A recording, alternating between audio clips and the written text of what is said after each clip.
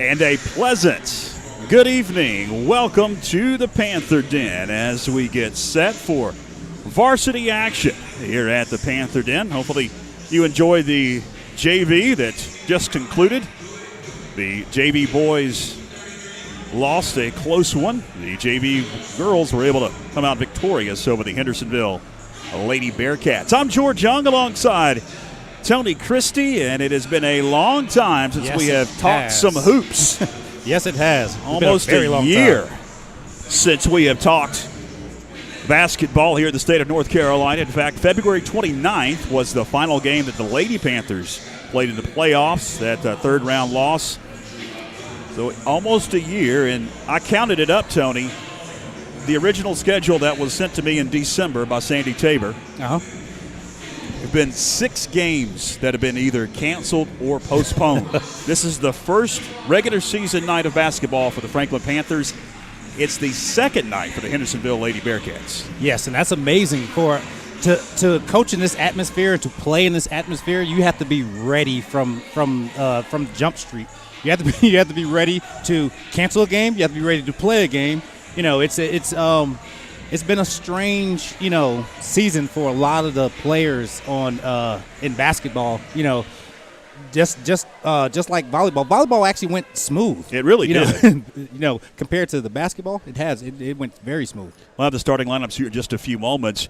If you're just tuning in for the varsity side of things, there are some coronavirus and pandemic rules that we will go over here in just a few moments. We're going to have the playing of our national anthem as both teams have gathered at their respective benches. We'll have the national anthem and then the introduction of the starting lineups for both teams. Say, can you see by the dawn's early light what so proudly we hailed at the twilight's last gleaming, whose broad stripes and bright stars through the perilous fight o'er the ramparts we watched were so gallantly streaming,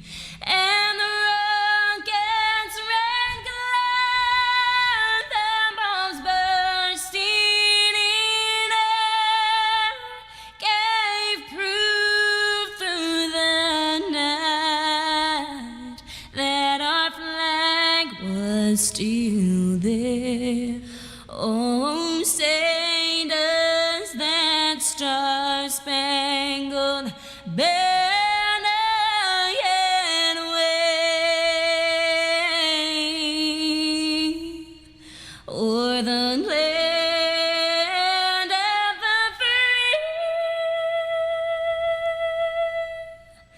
and the home of the brave. It's our national anthem before tonight's varsity girls action. So we were talking before we had the national anthem there, Tony. All the student athletes and coaches and officials, along with the scorekeeper at the scores table and all the officials down there, the administrative staff, have to wear masks inside of the gymnasium. Only 25 fans are allowed inside of the gym. Also, no jump balls. Welcome to this Franklin year. High Here's School, the home of your Franklin Panthers. starting lineup. Tonight we'll take on Hendersonville. Now the starters. Number 1, Kiana Benefield. Number 24, Emma Jones. Number 32, Ava Hefner. Number 11, Ellie Bowen. And number 12, Miriam Smith.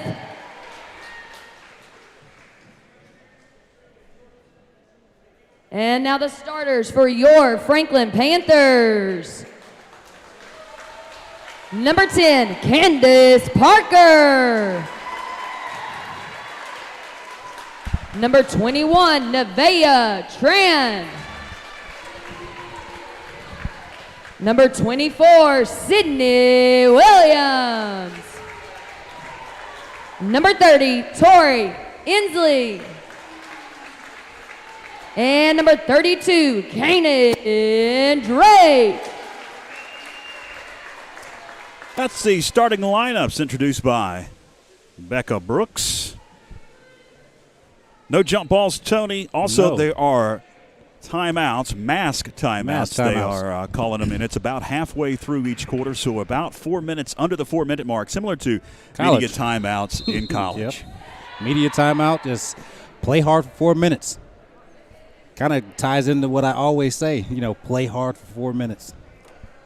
The Hendersonville Lady Bearcats got a win. It seems like a long time ago.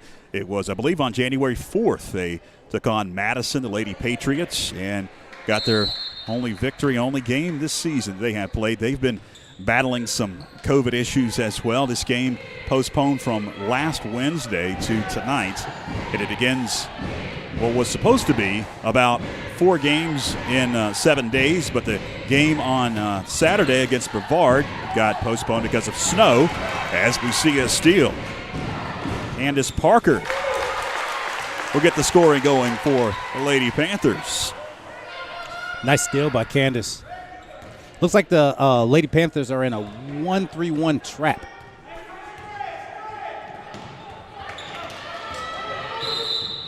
And we've got a whistle after the turnover, and it's going to be a foul on Hendersonville. That'll be the first on the Bearcats.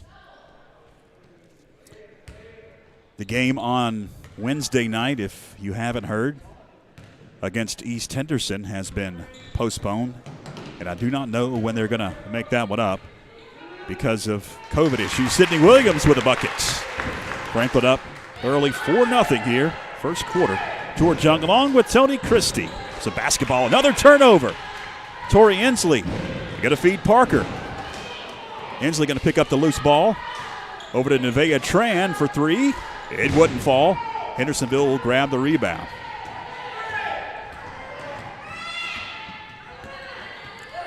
Ellie Bowen had it knocked away, and it's going to be stolen. Candace Parker picks it up, and then she gets fouled. 2 quick fouls whistled on the Hendersonville Lady Bearcats.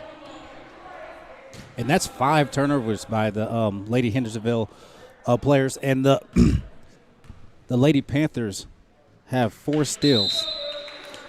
Miriam Smith picks up the foul. And we've got a whistle and a timeout on the floor.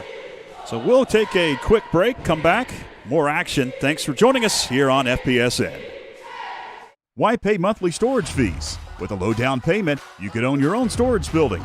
Let Todd Inslee at AT&T Storage Solutions help you get the storage building you want today. There are no credit checks. You can rent to own, and they offer free delivery. Located in Franklin on Dowdle Mountain Road between the Franklin Walmart and the Roundabout. Give Todd Inslee a call at 828-371-7393.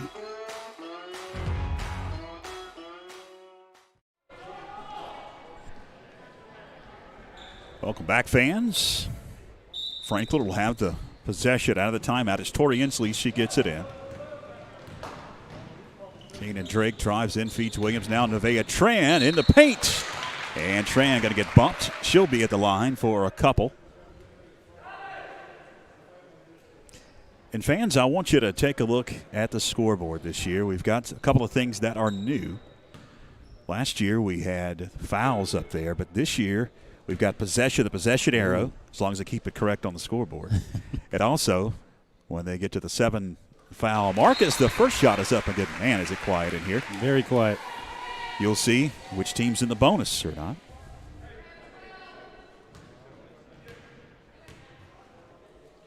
Nevaeh Tran will get one more at the free throw line.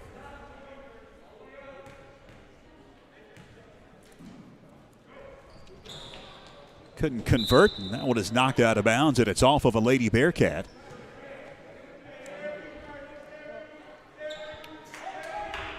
Tran will get it in bounds for Coach Scott Hartbarger. That one wouldn't fall for Candace Parker. Long board, Williams over to Drake.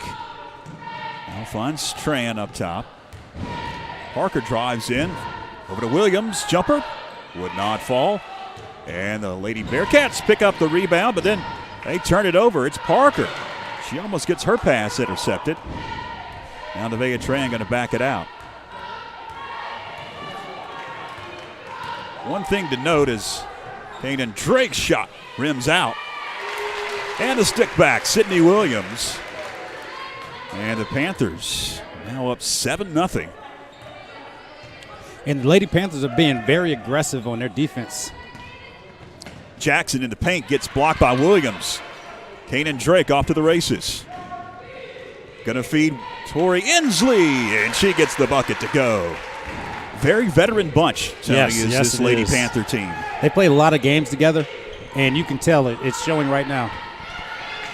Another loose ball. It's going to be picked up by the Lady Bearcats. They'll say that it was touched initially by the Lady Panthers, so no backcourt violation. And another steal. It's Candace Parker. Parker got her shot blocked from behind. Inslee picks it up, and her baseline jumper will go. 11-0. Lady Panthers pitching a shutout early on. Yes. And the defense looks real good. It's Bennyfield in the paint, and we've got a whistle, and it's going to be a reach-in on the Lady Panthers. That one is going against Sydney Williams. It'll be her first, and the team's first. And you can definitely tell this is an early season game by the score and by the officials letting them play a little bit. Peterkin underneath went through her legs, and it's going to be picked up by the Panthers. It's Nevaeh Tran up top over to Drake. Kanan drives in, kicks it over. It's Tori Inslee. Right side baseline this time. Inslee back-to-back buckets. 13-0. Lady Panthers. I've already seen some numbers out there, Tony, that I don't have on my Hendersonville roster. So may have to be texting your wife here at the scores table. That's a turnover for the Lady Bearcats. Of course, to follow the girls' action, we'll have the boys. Probably be about 7:45-ish. They told me when I got here about 3 o'clock that the varsity game we're going to start at 6 o'clock, and now we've got a whistle and a traveling violation. And I think Nevaeh Tran is as shocked as everybody about that. She just started walking because it's so quiet in here. Yeah. You don't know when you're playing. You don't know what's happening. They told me that the varsity games were going to start at 6 o'clock. Well, they're supposed to have a running clock in the JV. It was a flip of the coin as to whether or not the clock was running constantly like it should have been. So that's why we're about 6:30 just getting started here. Another turnover for the Lady Bearcats is into the game. It's Kendall Burns. She'll swing it over. 3-ball wouldn't fall for Sydney Chapman. And Hendersonville will grab the board and bring it up at Ledbetter. Ledbetter almost traveled with it. Got 24, and I don't have him on roster. She's going to lift the shot, and it's going the other way.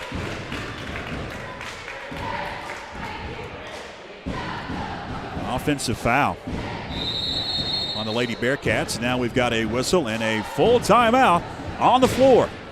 Mask timeout at 3:58 left in the first. We'll take a break. Hang with us on the Franklin Panthers Sports Network. Macon County Transit is your fast, friendly, and safe way to get where you need to go. Macon County Transit is diligent in their efforts to keep passengers safe during the COVID-19 pandemic. They've installed plexiglass barriers behind the driver and clean inside the vehicles multiple times throughout the day. Plus, all vehicles are equipped with wheelchair lifts. Give Macon County Transit a call to schedule a ride at 828-349-2222. Like them on Facebook. Macon County Transit says, Go Panthers. Welcome back, fans. 13-0. Yes. It's been an offensive onslaught for the Lady Panthers early on here, Tony. Yeah, and they're getting their points off of their defense, and that's all 13 of these points have come after one of the 9 turnovers that Hendersonville has had. First game of the year for the Lady Panthers, second game of the year for the Hendersonville Lady Bearcats. There's a shot of the cheerleaders that have joined us. We're here for the JVs, but they are here for the varsity. Socially distanced in the corner over there. 25 fans allowed in the gymnasium. But if you see some of our wide shots, you'll see some fans, at least you think they're fans, in the upper deck. That's actually the varsity boys teams and some of the JVs, too, still hanging out. underneath off the glass. Wouldn't fall for McCollum.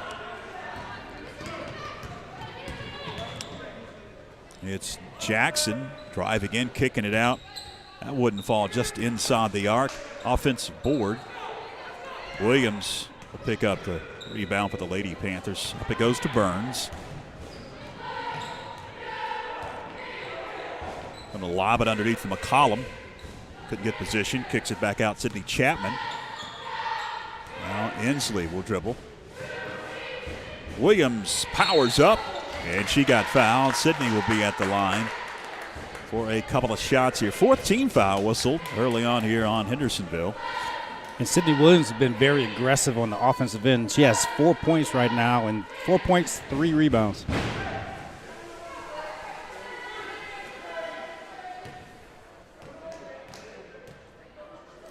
First shot for Sydney hits the front of the iron.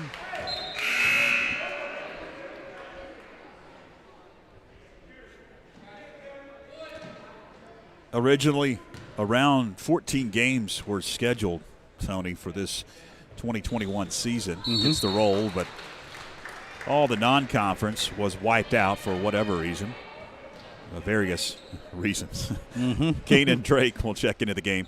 So you've got 10 conference games, and you're going to pack 10 conference games into about 3.5 weeks. Yes, and that's a player's dream. You're going to be playing, not practicing. But it's a coach's nightmare, isn't it? Coach's nightmare, yes.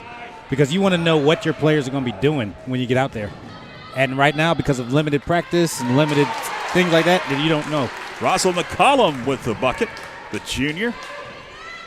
And it's 16-0. Next week, you've got games on Monday, Wednesday, and Saturday, including a Friday night game this week.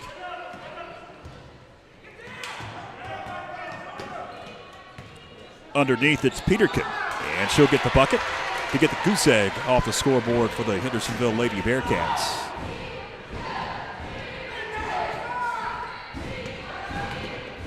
Drake in the backcourt, weaving around, and she gets bumped. That'll be a foul on Julian Ledbetter, the sophomore for head coach Kieran Ward and the Lady Bearcats. Peterkin going to take a seat into the game. It's Newborn, another sophomore for Coach Ward.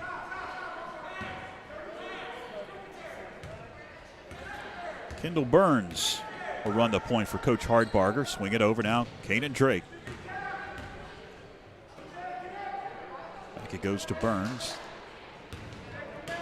On the feet underneath, knocked away, but McCollum had it briefly. It's going to be snagged by Ellie Bowen. She goes up, gets partially blocked. They're going to whistle a foul on Rosalind McCollum. That'll be the second team foul on Franklin. Looked like good D up top, but below she got her with the body.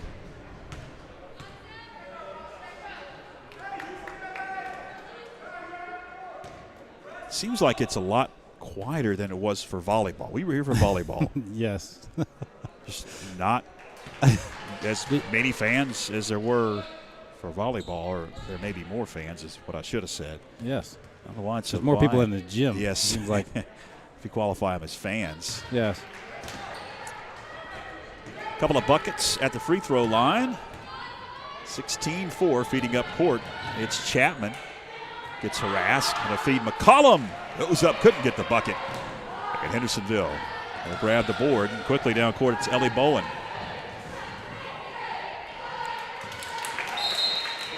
Out of bounds and off of who? Off of a Lady Bearcat. It's number 11 turnovers in the first quarter. Yeah. 7 minutes gone. Chapman for three. Air ball. Going to be saved out of bounds into the hands of Hendersonville. That's Newborn. Going to feed it up court. She traveled with it. Ledbetter kicks it out. Three up off the mark. No good for Ava Hefner. And into the game, it's Nevaeh Tran for Coach Hardbarger. We appreciate you tuning in as folks are probably grabbing a bite to eat on this Monday evening, and you're tuning in on your smartphone or maybe your television. Knocked away from Kanan Drake. Hendersonville attacks. Baseline, Bowen will get the bucket as she powers up. Share our post if you're watching on Facebook. You can also share it if you're watching on YouTube. Subscribe to our YouTube channel if you haven't already. And also in the link on Facebook, as Chapman can't get the long jumper to go. Rebound, Drake. First shot wouldn't go, but the follow goes. On our Facebook post, you'll see a GoFundMe link.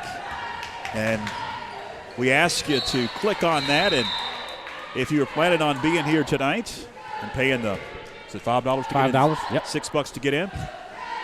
The high school would appreciate that, as, of course, limited fans mean no concessions and limited funds, because that ticket price goes to support not only the basketball team, but all the rest of the sports. So if you're watching us on Facebook, or if you're watching on YouTube, you can get your smartphone out if you're watching on your television and find our post there. Click on the link, and the high school will divvy that out. It goes to the athletic department, not just basketball. It goes to the entire athletic department. That is in our Facebook post for this ball game, the GoFundMe link.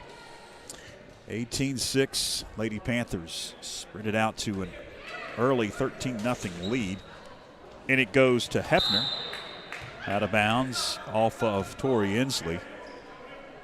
And Hendersonville will reset now with 29.4 seconds left here in the opening quarter. Looks like Helen Martin is checked in. A turnover for the Hendersonville Lady Bearcats. Nevaeh Tran has played since she was a freshman. She's out there again.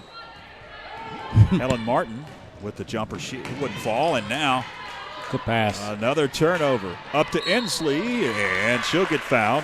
That'll send Tori Inslee to the free throw line.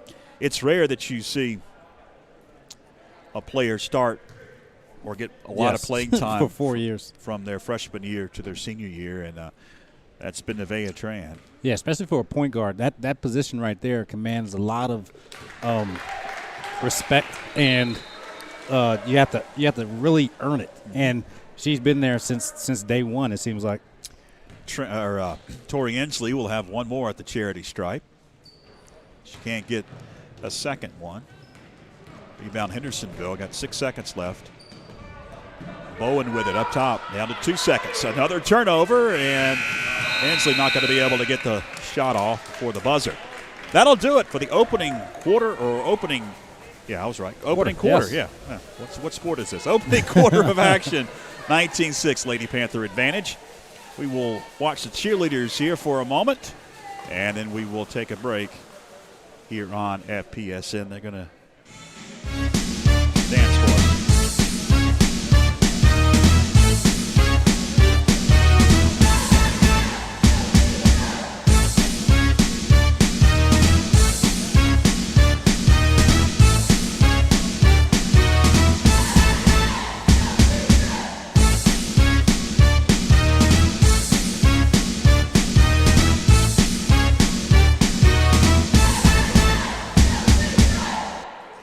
All right, we'll be back right after this. Macon County Transit is your fast, friendly, and safe way to get where you need to go. Macon County Transit is diligent in their efforts to keep passengers safe during the COVID-19 pandemic. They've installed plexiglass barriers behind the driver and clean inside the vehicles multiple times throughout the day. Plus, all vehicles are equipped with wheelchair lifts. Give Macon County Transit a call to schedule a ride at 828-349-2222. Like them on Facebook. Macon County Transit says, Go Panthers. Have you seen what's new at the W? And we are back to action here at the Panther Den. George Young, Tony Christie, Nevaeh Tran going to drive in, kick it over to Williams. Good Jumper. pass. 21-6, Lady Panther advantage.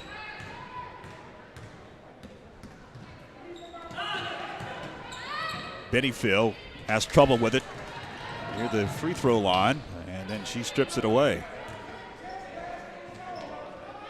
Ellie Bowen going to get double teamed. Splits it. Kicks it over. 24. Don't have her name. Shot wouldn't fall from beyond the arc. Feeding underneath. Knocked away.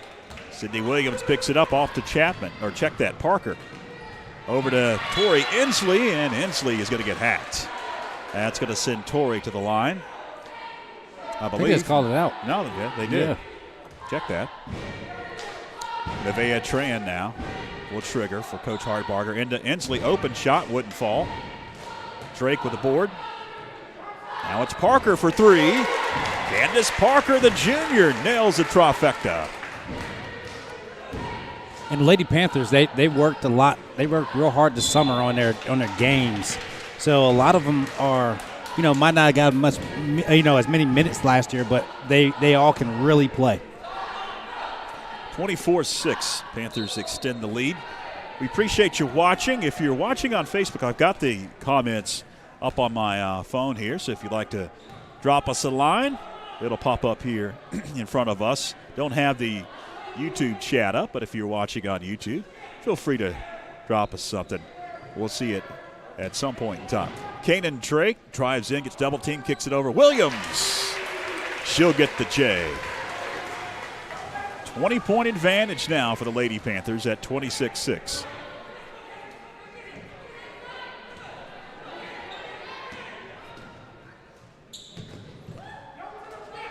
It's Hefner in the corner. Her pass going to be knocked away. Tori Inslee going to pick it up.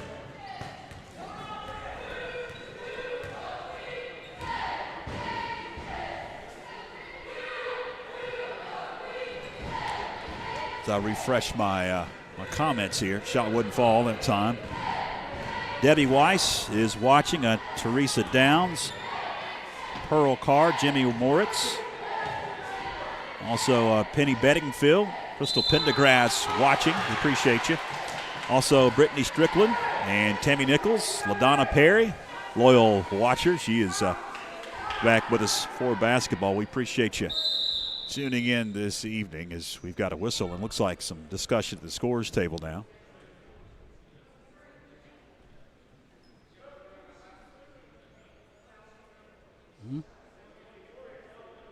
It's so quiet in here, we may be able to turn the mic up and hear what's going on. Now we're ready. I think there was some discussion about whether or not they could get the substitution in. There was a foul, and it was whistled on Sydney Williams, her second. Now the substitution can come in, and that is Emma Cannon into the game for Coach Kieran Ward and the Lady Bearcats. They'll pick up full court now. Panthers going to break it. Drake into the front court. Nevaeh Tran now. Swings it over. Chapman, now Drake up top. And the Lady Bearcats are in a 2-3 zone. Drake got it. Just right of that free throw line. And I see a lot of folks maybe tuning in for the first time as the numbers continue to go up. Yes, you are seeing correctly. The student athletes on the floor do have to wear masks. That is a state regulation. Everybody else here in the gymnasium, including the officials. Nevaeh Tran to the hole. Have to wear a mask as well. And no jump balls, which is a crazy rule. I won't even get started on that one. But No jump ball because it only happens once in the game. yeah, gosh. I mean, but you line up at the free throw line. Chapman stops off the glass. Now check that Parker with the bucket. Candace Parker off the glass. 32-9. Lady Panthers with the advantage. We've got a timeout on the floor. So let's take one. Back right after this on FPSN. Have you seen what's new at the WNC Sports Zone? Baseball and softball season is right around the corner, and they've got all the gear you'll need. Check out their unique selection of athletic apparel and custom team hats, plus walls of shoes for every sport. Got a t-shirt or hat you need designed and embroidered? Give the WNC Sports Zone a call at 828-369-6587 and let their expert staff bring your idea to life. The WNC Sports Zone, open till 8 Monday through Saturday. Welcome back, fans. Just perusing through the comment section on our Facebook feed. And we have a winner here. 24 for Hendersonville is Emma Jones. She is listed on our roster as number 2. She's 24. We'll make sure we correct that. We appreciate you watching, all the folks from Hendersonville as well. Only 25 home fans, we need to specify, are allowed inside the gymnasium. So you have to have that golden ticket, and you have to be a home standing fan.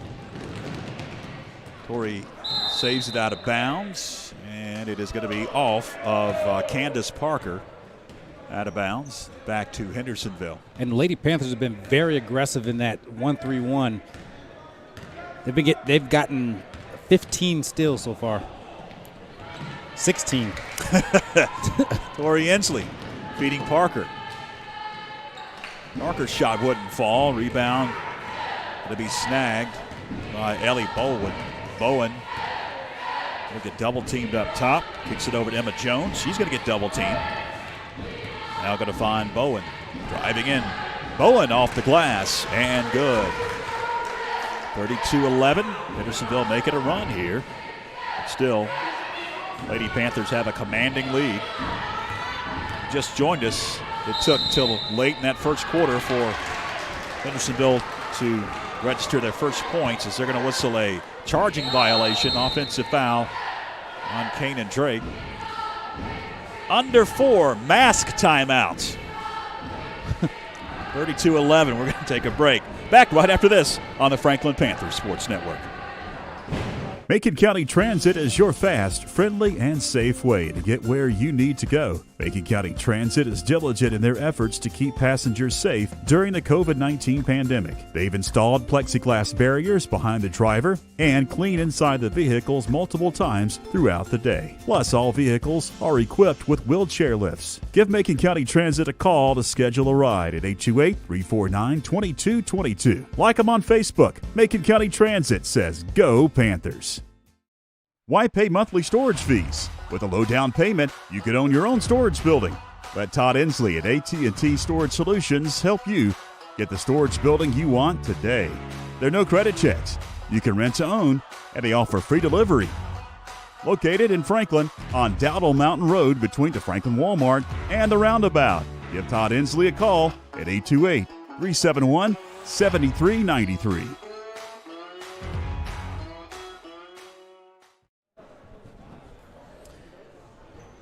Welcome back, fans.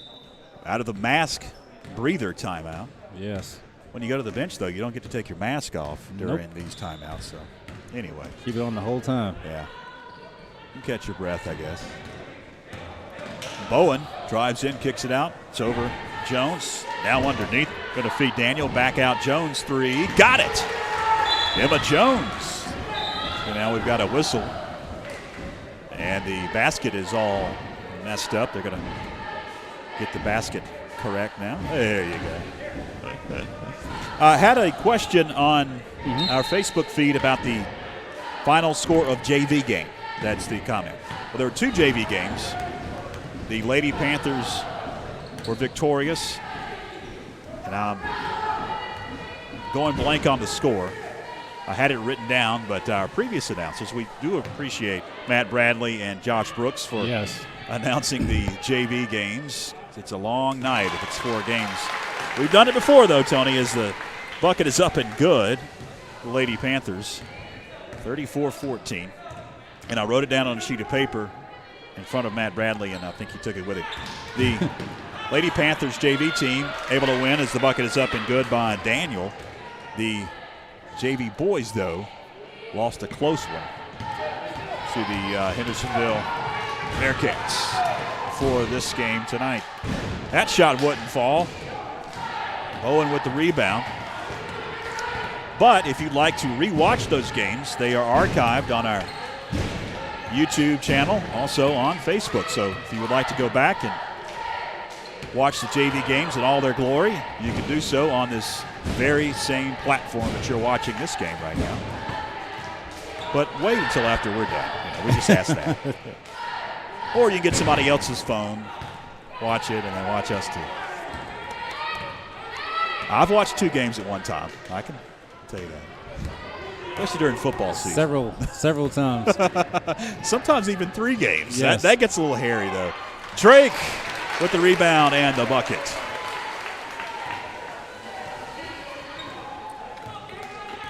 And for a game like this, as it's a 20-point game, it seems like it's going very slow. Yeah. off the mark for Jackson. Got her own rebound and a power back up and split 2 defenders. And Elena Jackson, the freshman for Coach Kieran Ward, gets the bucket to go. 36-18. It's Corey Burrows checked in. Her shot would not fall. Hendersonville with the rebound. Looks like wholesale substitutions coming in the second. Jackson got the roll and the foul. She'll be at the line for the and one. 36-20. Lady Panther advantage. Wholesale changes, you are correct, as a whole new crop of Lady Panthers check in for Coach Scott Hartbarger. You've got Carly McMahon into the game along with Helen Martin. Also, it's Sydney Chapman who has checked in. And Rosalind McCollum on the floor. And Kendall Burns is the point guard. She's the only one that stayed. Yep. And it's Elena Jackson at the stripe. Couldn't convert. Rebound McCollum. Got a feed to Burns. Approaching 60 seconds left as that's a turnover. Elena Jackson to the hole. Good block. Got blocked by Helen Martin, and then she stepped on the baseline after blocking it and picking up that loose ball.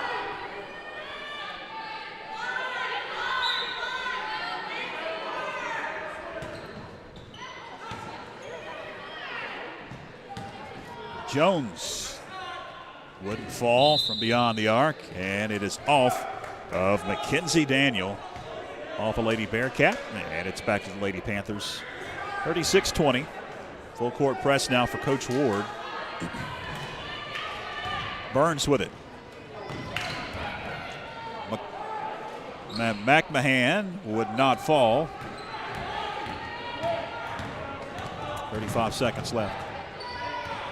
Coming up at the half, depending on how long it is, it's another crapshoot as to how long these half times in between games are. If it's longer than the JVs, which was a 3-minute halftime, 3-minute halftime, if it's longer than that, we will have some halftime analysis. If it's not, then you're on your own. Eat that sandwich quick. Come back with us. Down to 17 seconds left. We're trying to speed up the JV game because of the pandemic and speed up the night.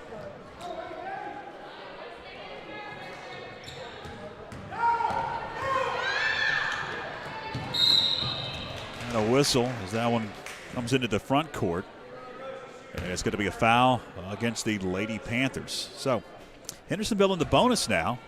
And as a young player and players that hadn't played a lot, they'll realize that these fouls, that's the only way that the other team can get back into the game, because right now there's 10 seconds left and they're going to score. And if she makes these free throws, they'll score with the clock stopped. So you're getting closer, you're making the game a little bit shorter.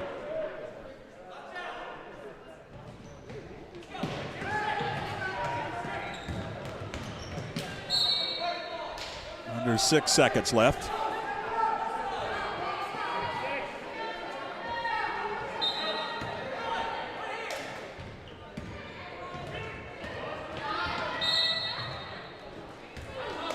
Two more seconds roll off the clock and another whistle. Just like I said. Just checking out some of the comments coming in on YouTube.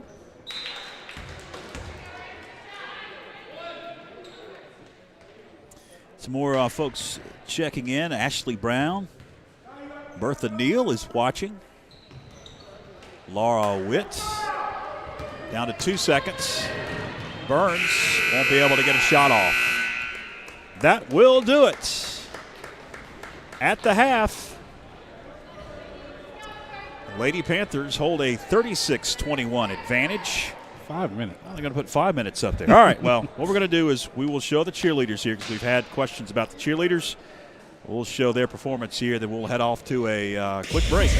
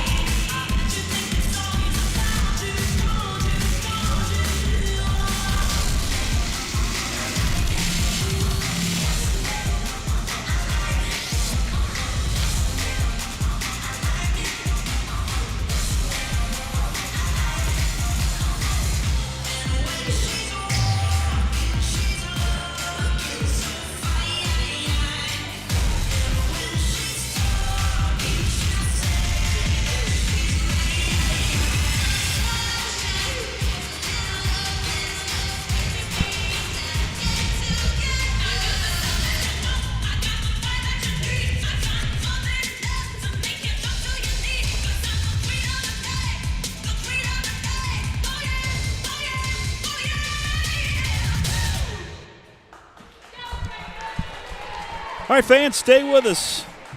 Second half coming up right after this. Hello, I'm Blair King, Vice Principal and Athletic Director for Franklin High School. Panther Nation, we need your help. We have 2 ways you can help all of our FHS athletic programs. One is to visit our GoFundMe page and make donations to make up for the lost revenue from gates from the limited attendance. The second, you can also buy sponsor ads or commercial space that will air during FPSN broadcasts by contacting Backlot Cinema. This will not only help all of our athletic programs, but also help ensure that we can continue to broadcast events free of charge for the community. Most people don't realize that sports like football and basketball help fund all of our low-revenue sports. Without the funds generated by ticket sales, we have trouble funding things like referees, equipment, and travel. We can't do it without your help. If you're interested in helping our athletic programs, please reach out to us at Franklin High School. The GoFundMe link will be made available on the FHS website and Facebook page. Thank you, Panther Nation, for your support, and we look forward to seeing all of our athletes competing once again.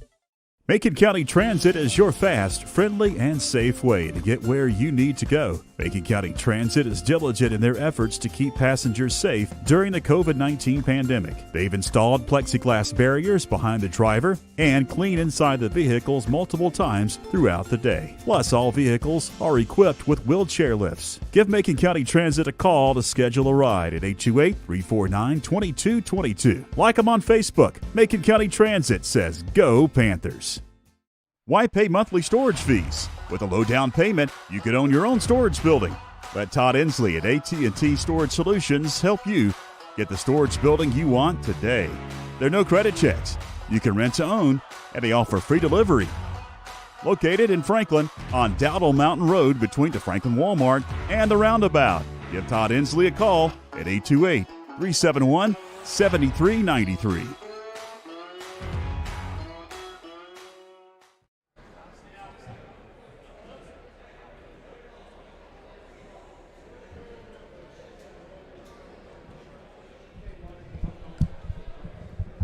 Welcome back, fans. As we've got about 20 seconds or so before we'll get back to third quarter action. George Young along with Tony Christie. Dominating performance for the Lady Panthers first quarter, halfway through the second quarter. Yes. It seemed like, I don't know if the gas was let off a little bit by the Lady Panthers, but Hendersonville able to make a run. Yes, and it looked like two things that were happening there. They weren't. I think they were running out of gas. It wasn't actually taking their foot off the gas pedal, because I can see a lot of them like pulling their mask and holding them and breathing heavily, because you have to remember this is their first game. Most of the Lady Panthers, they just got finished playing volleyball, so they're not actually in basketball shape yet. And another thing is, a team can come back easily when you're fouling and they're at the free throw line and the clock is stopped. And that's actually what happened during that little brief run that Hendersonville had, because it was a 20-point lead at one point in that first half. Hendersonville back out of the locker room. Everybody is ready to go here in the third quarter. Glad that you are with us on YouTube Live and Facebook Live, providing this free broadcast to anybody who would like to watch. Got internet access, and we can only do it with your support. Business community and sponsorships, along with, if you're just an ordinary person, the high school would like to have your support too. If you had come out and bought a ticket, log on to our Facebook page. If you're not watching, go to your Facebook page and click on the GoFundMe link that is on the post. It goes to all the athletic programs here at Franklin High. Kane and Drake, first shot wouldn't fall. Fade away, got it, and the foul. Drake will be at the line for the and one. She gets the scoring going. And that's the second time I've seen Kanan do that, kind of pad her stats a little bit, throw it up there, get the rebound, put it back in.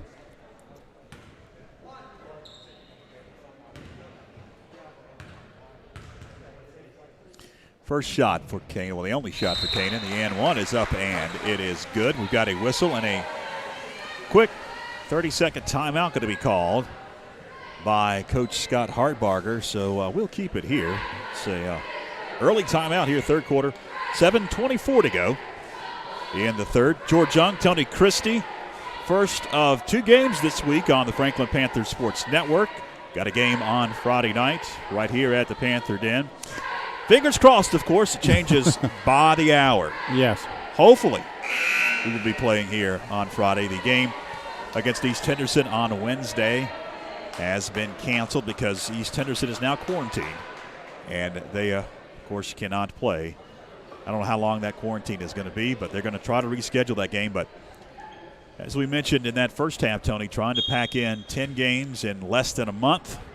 And you have COVID restriction and weather. Yes, that's exactly right. That's what happened in Saturday's game against Brevard. Had some snow. Had some snow last night.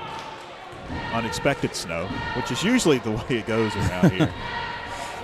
Didn't expect any snow really on Saturday either. Wild shot off the mark, no good. Bennyfield grabbed the board, put up a shot. Now battle for it, and it is off of Bennyfield. And it's Lady Panther possession. 39-21.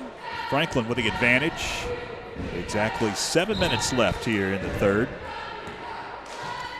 And then we'll be back at it a week from tonight. Fingers crossed at Brevard. We'll have a Trimalcast broadcast here on YouTube, Franklin and Brevard, and Facebook for the FPSN Facebook page.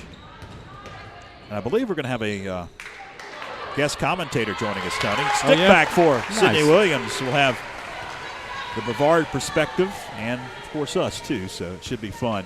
Just 3 games, no JV girls ball game against Brevard. That's a week from tonight. 4:30 start for the JV boys. Whistle underneath, out of bounds. They're going to whistle a foul on Franklin. That one's going to be on Nevaeh Tran. That'll be her first and the team's first. As Emma Jones will trigger. She gets it in for Coach Kieran Ward. Gives it up. Ledbetter drives in. Bennyfield now with it. Knocked away.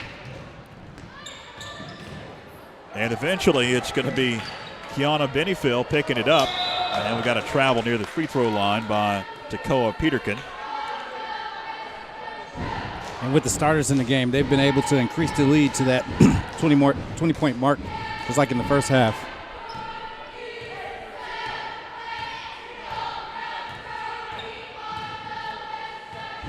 Corey Inslee gets double team, finds Nevaeh Tran. Now Williams spinning, trying to get position. Out it goes Corey Inslee. He couldn't get the bucket to go.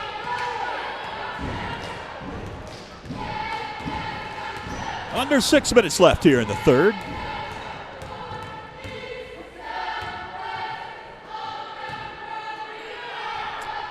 Three off the mark for Jones. Rebound for the Lady Panthers. As Kanan Drake was on her backside, able to pick up that rebound. Top of the key, it's Drake short with the three. Tran had it briefly. Now Hendersonville will pick it up here. As it's off to Emma Jones. Bennyfield in the paint. Blocked by Sydney Williams, yeah. Sydney's got a few inches on Bennyfield.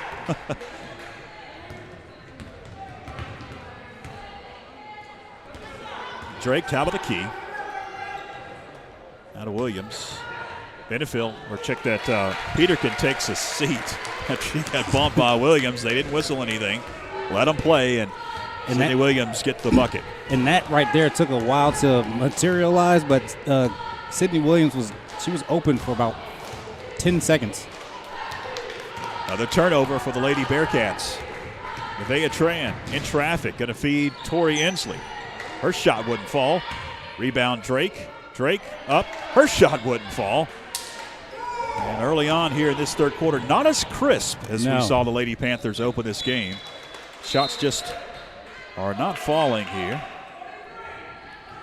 But it could have been, as you mentioned, I believe, at the half, just joined us. A lot of these girls are just coming off the volleyball court. Yes. You've got to get into basketball shape. Yes. And I'm sure there was a lot of adrenaline to begin this game. A lot of adrenaline. And just happy to be out there. Right. And then what happens is the game starts to settle in, and your conditioning starts settling in too. Bowen with it. Swings it over to Jones. Now up top. It's Ledbetter. Back and forth they'll go.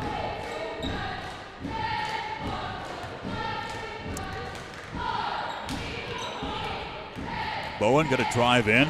Feed Peterkin underneath. Whistle. Shot was no good. But a foul coming up on the Lady Panthers. Looks like that's going to send Takoa Peterkin to the line. Junior for Kieran Ward. And we've got a under 4 mask timeout. We'll take one. Hang with us on the Franklin Panthers Sports Network. Have you seen what's new at the WNC Sports Zone? Baseball and softball season is right around the corner, and they've got all the gear you'll need. Check out their unique selection of athletic apparel and custom team hats, plus walls of shoes for every sport. Got a t-shirt or hat you need designed and embroidered? Give the WNC Sports Zone a call at 828-369-6587 and let their expert staff bring your idea to life. The WNC Sports Zone, open till 8 Monday through Saturday. Yep. All right, welcome back. Good shot of the cheerleaders.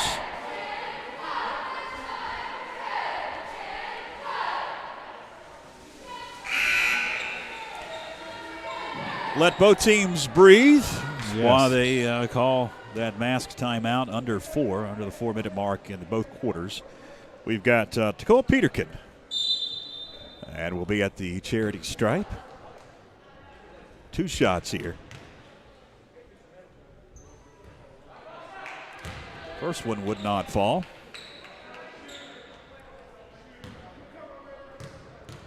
And a reminder, fans, coming up probably about 7:45-ish, we'll have the boys varsity. Violation for not hitting the rim in the free throw.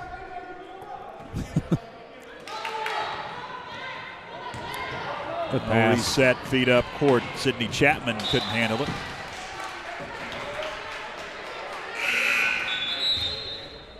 So if you haven't already, go ahead and like our Facebook page and subscribe to our YouTube channel. Only 25 fans allowed in the gymnasium. And as we've mentioned, if you see some of our wide shots here, great camera work, by the way, tonight. Even got Josh Brooks on the camera. Yeah. He provided commentary for us. I thought he was going to do PA announcing, but his wife was doing that. Off the glass, it's Takoa Peterkin with a bucket. You see some of our wide shots. A lot of the folks you see in the upper deck are another turnover are the varsity boys teams for both varsity Franklin and Hendersonville. We've got another whistle and another foul coming up on Franklin. And 2 shots upcoming for Elena Jackson, a freshman.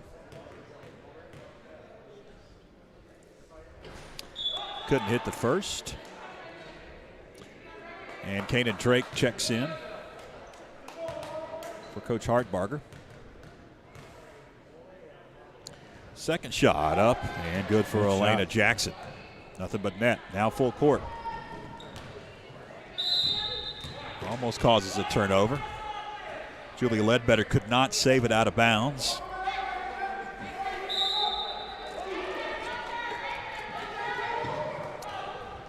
And it goes to Chapman. Sydney Chapman across the timeline. Kanan Drake, nice move. off the glass. Very nice move. Teach her that, Tony? No. I think her brother taught her that because her brother always does it too. He did in that first game. Peterkin tries to drive in, kicks it out. It's Emma Jones with it. Jones beating Peterkin. Fights underneath. Goes up. And Jump ball. it's a jump ball. And the possession arrow is to the Lady Panthers. Good defense. And fans, if you just joined us, we do have the possession arrow actually on the scoreboard. I'm for some reason pretty proud of that. I got it to work. That's probably why. Full court press. Also fouls, and when each team goes into the bonus, that will pop up there as well if they put it on the scoreboard. They didn't in the JV game. Air ball. Sydney Chapman, but a long offensive board into Chapman. She got the roll. The senior with the buckets. 47-24. Lady Panther advantage. Led the whole way. And I can start to tell by, how this season's going to go just because watching with these masks, everyone looks so tired. I don't know if it's that or just because at the beginning of the season, but they look so tired.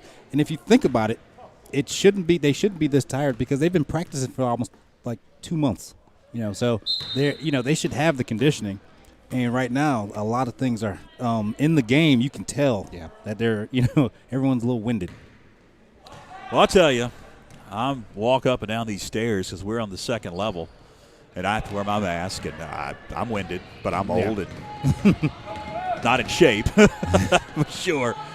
But I understand where you're coming from, and I'm sure that is the case. I mean, but both teams have to worry about that. Yes. Shot wouldn't fall for Nevaeh Tran, but there to clean it up, it's Sydney Chapman.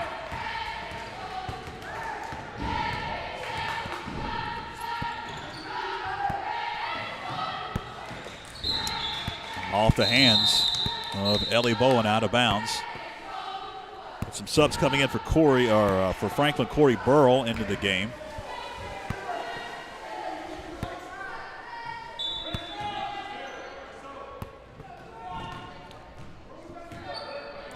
Now, press in the backcourt. Franklin going to break it with Kendall Burns into the front court. Swings it over Burrell. Jumper good, just inside the arc. Corey Burrell. And that's what Corey does. She makes jump shots. Good defense. Knocked away into the backcourt. Picked up. Another ball that is knocked away. Nevaeh Tran, known for her patented harassing defense, going to pick up the foul. That'll be, I believe, her first. It will be. And make that her second, and the 15th team foul on Franklin. And Nevaeh is going to take a seat.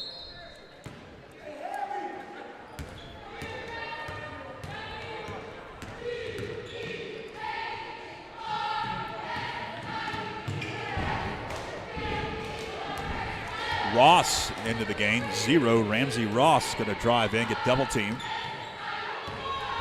Feed it. Back out beyond the arc it goes. Jackson. Errant pass. Going to be picked up. Now stolen away. And another turnover. Sydney Williams will travel with it. Yeah, a lot of stuff happening. Double travel. Either or, it's a turnover. It's the first game of the season. Yes, it is.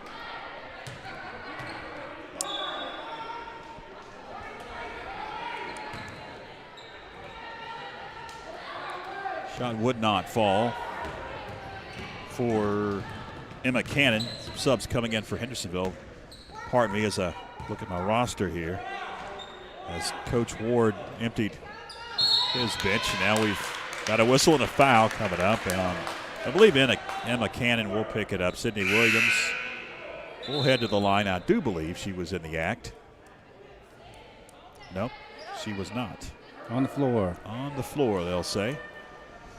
51-24. Franklin has doubled up the Lady Bearcats.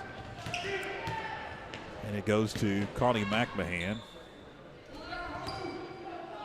Burrell 3. It would not fall. Defensive board by Newborn. 12 seconds left. We'll see what Hendersonville can do with it.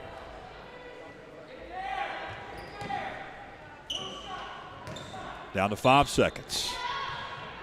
I don't know if they'll be able to get a shot off. They won't. 3 quarters in the books here at the Panther Den in the varsity girls action. Franklin by 25. We'll take a break here in just a few as we've got the cheerleaders coming back out, and of course the cheer moms. They can't be here either. Here are the cheerleaders.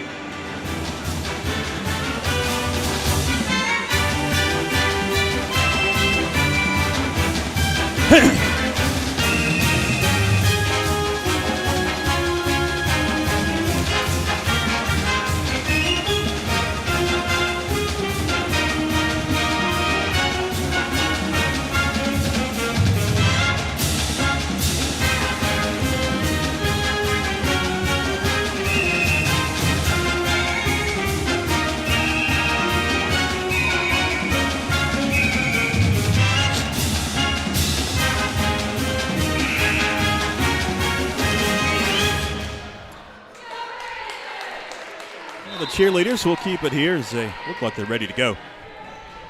First game of the year for the Lady Panthers and for Franklin in general. The second game of the year for the Hendersonville Lady Bearcats, and our first basketball broadcast here in 2021. And we ask that you play nice on the comment section. It's supposed to be a game. Play nice. We're underway here in the fourth. Underneath, Corey Inslee off the glass. Looks like all the starters are back in the game for the Lady Panthers. And McCannon's shot would not fall for the Lady Bearcats. Off to the races. Tran feeds up. Inslee, what a catch. Couldn't convert. Nevea got the rebound, kicks it out. Inslee shot no. Rebound Bowen. Off to the races. It's Emma Bowen to the hole. Or Ellie Bowen. Sorry. Emma Jones. Ellie Bowen got the bucket to go. 53-26. The pass. Parker over to Williams. And that first unit, they play well together. Yeah, you can tell they've been playing a number of years together. Yes. And they also played in the offseason together. Yes, they did. Nice dish underneath the assist. Newborn with the bucket.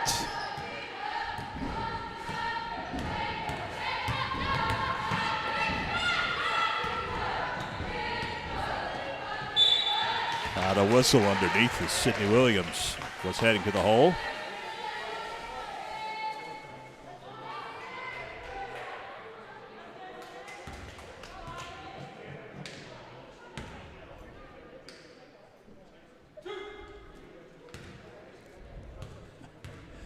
Sydney Williams, first one, it's the front of the iron. Coach Kieran Ward going to check in a couple of new ladies into the game. It's Mackenzie Daniel who has checked in, along with, I believe it was Ramsey Ross also that came into the ball game. Second shot wouldn't fall for Sydney. Out of bounds, it's off of a Lady Bearcat. And a reminder, fans, coming up at the conclusion of this one, we'll have about a 10-minute break, and then we'll have the varsity boys starting lineups, and then they'll get to action a little closer to 8 o'clock, most likely. Nice drive by Candace Parker with the 2. Yeah, Candace Parker had a tremendous first quarter, because I think she was ready to play like everybody else. Yes. He came out guns a-blazing. In the paint, running shot up good, Mackenzie Daniel. Again, press in the backcourt for Coach Ward. Up it goes Tori Inslee. She finds a lane to the hole. Inslee off the glass.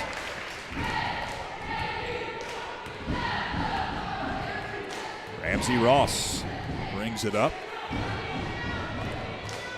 Underneath it goes, knocked away. Newborn had it briefly. Well, they're going to say it wasn't off Newborn. It was off of a Lady Panther.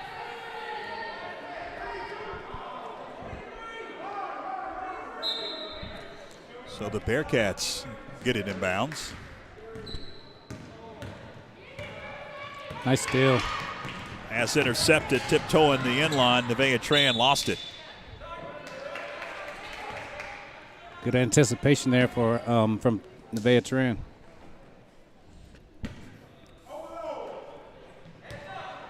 Lady Panthers are now in a 2-3. 5.5 left here in the fourth.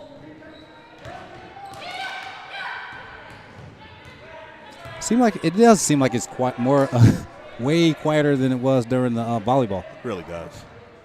You can hear Everything. A lot of squeaking of your heels, shoes, and in fact, at one point we had some of the boys' varsity underneath us because we were actually on top of the boys' locker room as it goes into Tori Inslee. Inslee to the hole. Somebody was dribbling a basketball, and it sounded like somebody was actually tapping our microphone. Yes. Because it's so quiet. So quiet, yes. We didn't know what was going on. Our mic's so sensitive, directional mic. And what the heck? An intercepted pass. Tori Inslee going to feed over to Nevaeh Tran. Tran off the glass. Defense turned into offense, just like they've been doing all night. The starters have. 33-point advantage now for the Lady Panthers.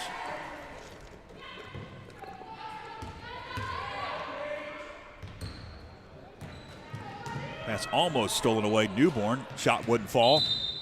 And trying to save it out of bounds. Mackenzie Daniel couldn't. Kanan Drake going to trigger and get it in. We've got subs coming in for Coach Hartbarger. Sydney Chapman into the ball game along with Corey Burrell.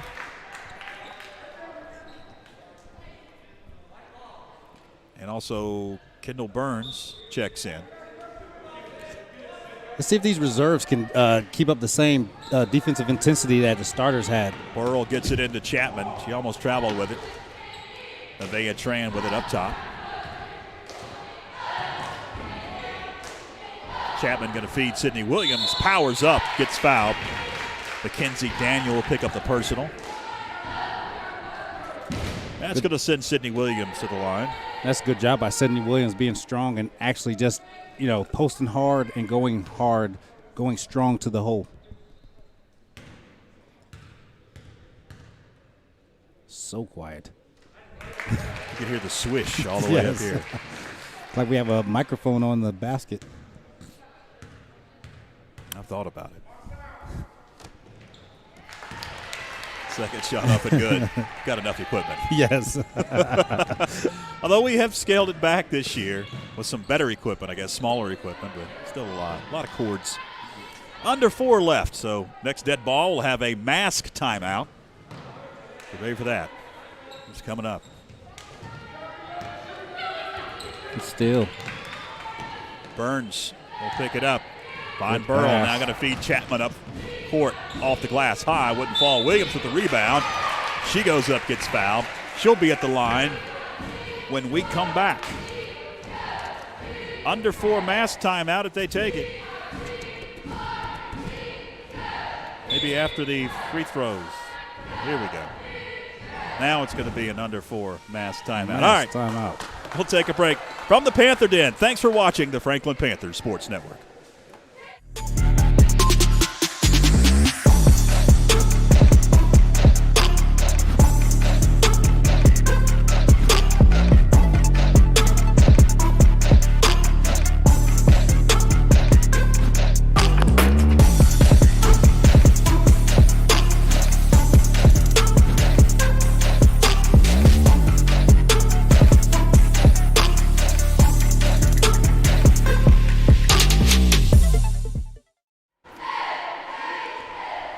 Welcome back, fans.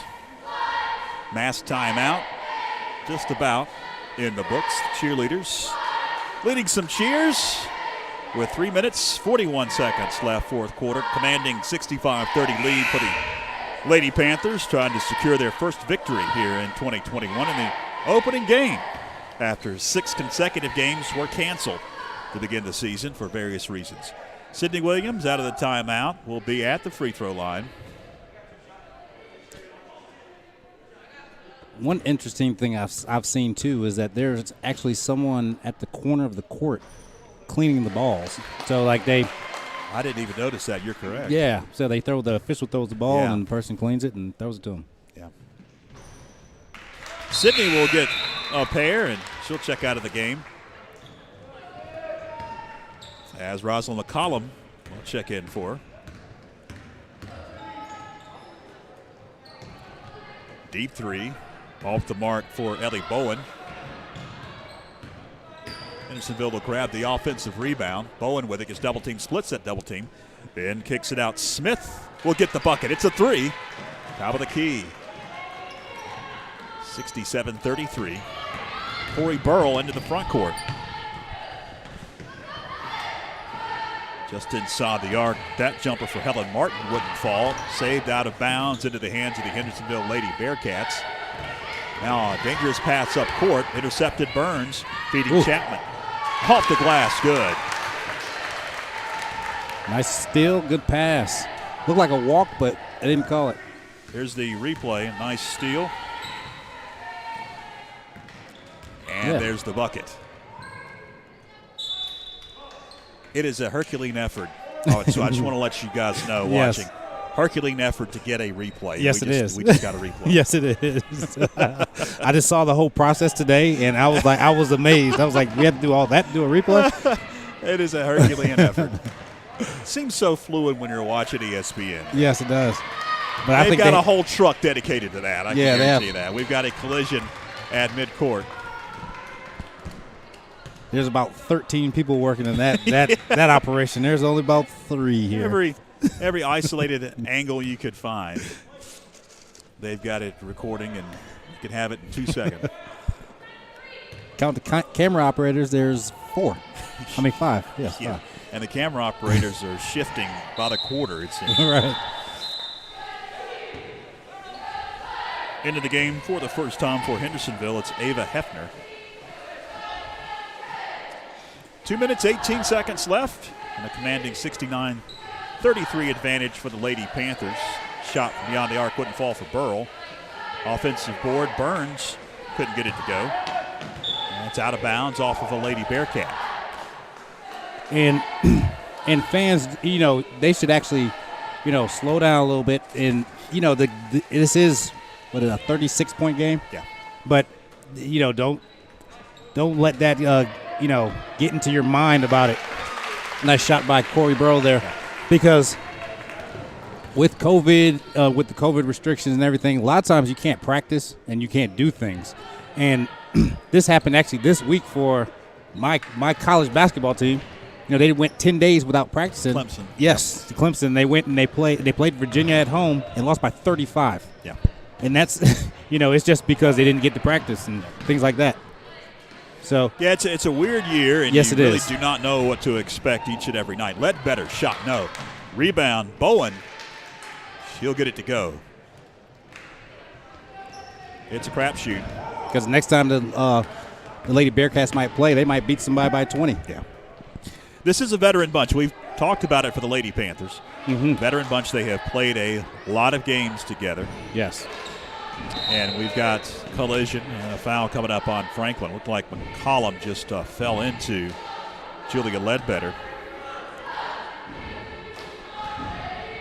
If you look at the roster for Coach Scott Hartbarger, we've got 4 seniors.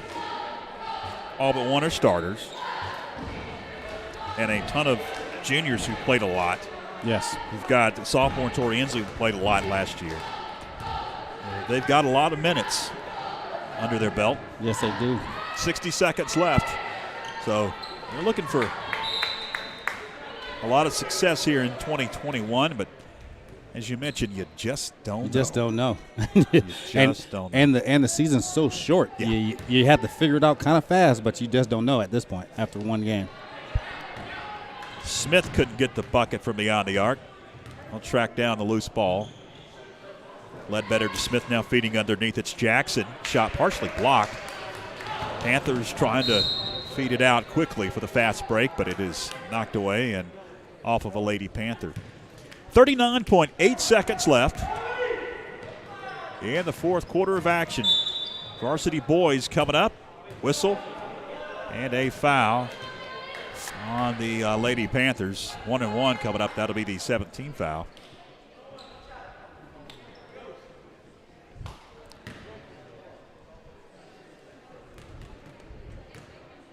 At the line, it's Ellie Bowen. She gets the first. We'll have one more.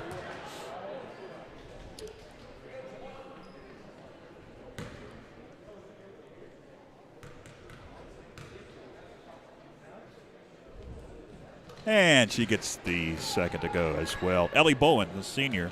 A pretty good night for Coach Kira Ward. Burns lost control of it, picks it back up, kicks it out. That one wouldn't fall for McMahon. Down to 23.3 seconds left. Lady Panthers will advance their mark to 1-0 in the young season. And Lady Bearcats will even their record at 1-1. About the 0-1 in the conference. Burns, collision. Shot wouldn't fall. She'll be at the line.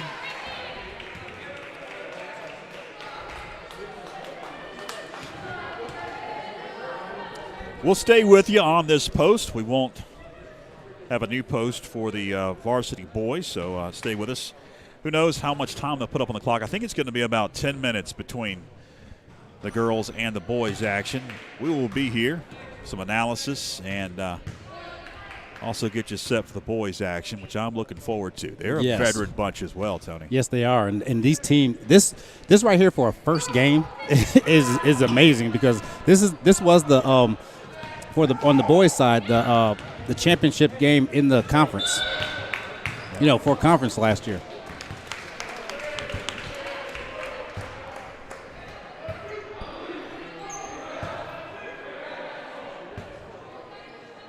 .2 seconds left. Yeah, just get it in, and that's it. And it's a final 71-37. Lady Panthers victorious over the Lady Bearcats in the season opener here at the Panther Den this evening. Dominating performance, Tony. We'll wrap things up here for the girls' action. Dominating performance. You didn't know what to expect. We talked about it, but I'd say that Coach Scott Harbarger's got to be pleased. Yes, he has. And defense, usually at an early season, defense is usually ahead of the offense, but not by that much. And Coach Hartbarger should be pleased with how the Lady Panthers came in their aggression and their attention to detail on the defensive end, which produced most of that offense that they saw tonight. All right, you see the varsity boys coming out onto the court.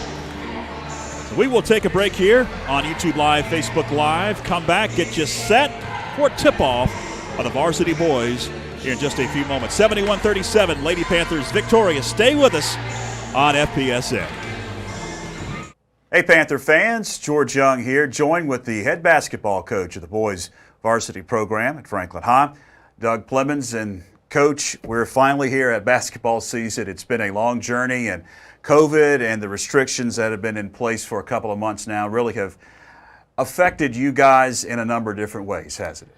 Sure has. Going all the way back to June, when we were allowed to start doing some things, it has affected all of our summer workouts. At first, it was very limited as to what we could do, the numbers that we could use, and where we had to pull weights outside to be able to lift weights, and just a lot of different things. No camps going on. Kids had to go outside the state to be able to compete on AAU teams. But we persevered all that. I thought the kids kept a great attitude and worked through all that. And now that we're the first team up, kind of in the boys bracket, other than cross country, we're looking at some new challenges. We're trying to work through those. Limited to the number of games we can play, limited to the number of scrimmages. Rescheduling is a nightmare based on the fact of weather or even COVID restrictions. So we're having to work through all that, but we're getting close, and hopefully the season will be safe for us, and we'll be able to play the total number of games that we've been allowed to play, which in our case would be 12 regular season games, We got 10 conference games, 2 non-conference, and then we had a scrimmage, and then the tournament, which will only be top 4 teams this year. That will be at Smoky Mountain High School, and then, of course, hopefully we'll make the playoffs. And fan restrictions, just like volleyball inside the gym, just 25 fans allowed. That affects your gate, that affects concessions, that affects you guys financially too.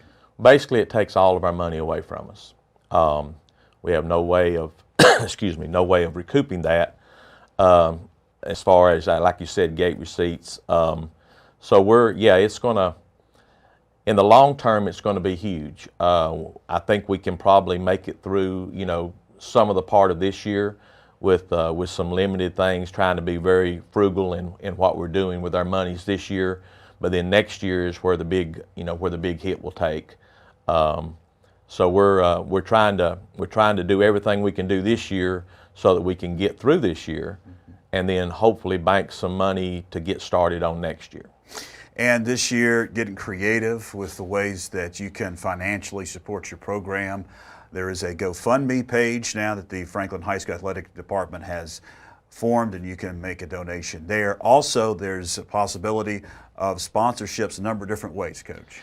Yes, the GoFundMe page, you would just have to go to the website there at the high school or y'all's website, and those monies would help tremendously to be able to finance our athletic department. One of the things that a lot of people don't understand is that basketball and football revenue, while it does come to basketball and football teams, it also supports all the other teams at Franklin High School financially.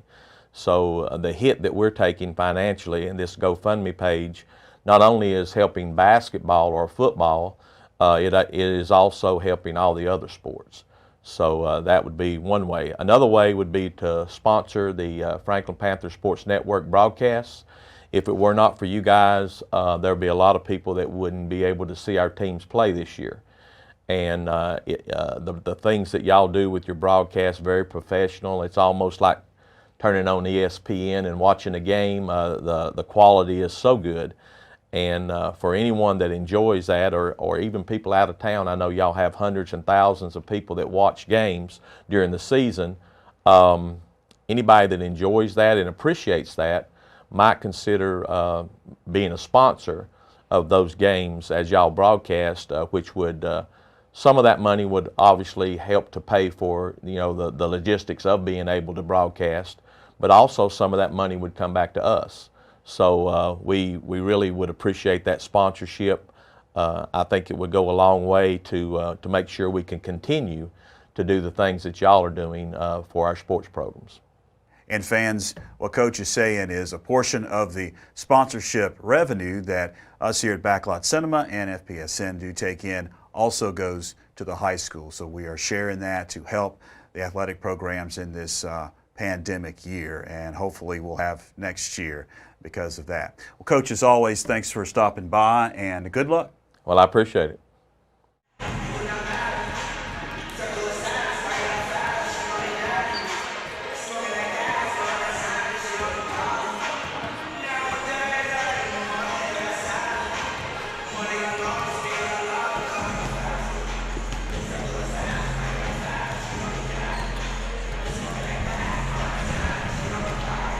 Welcome back, fans,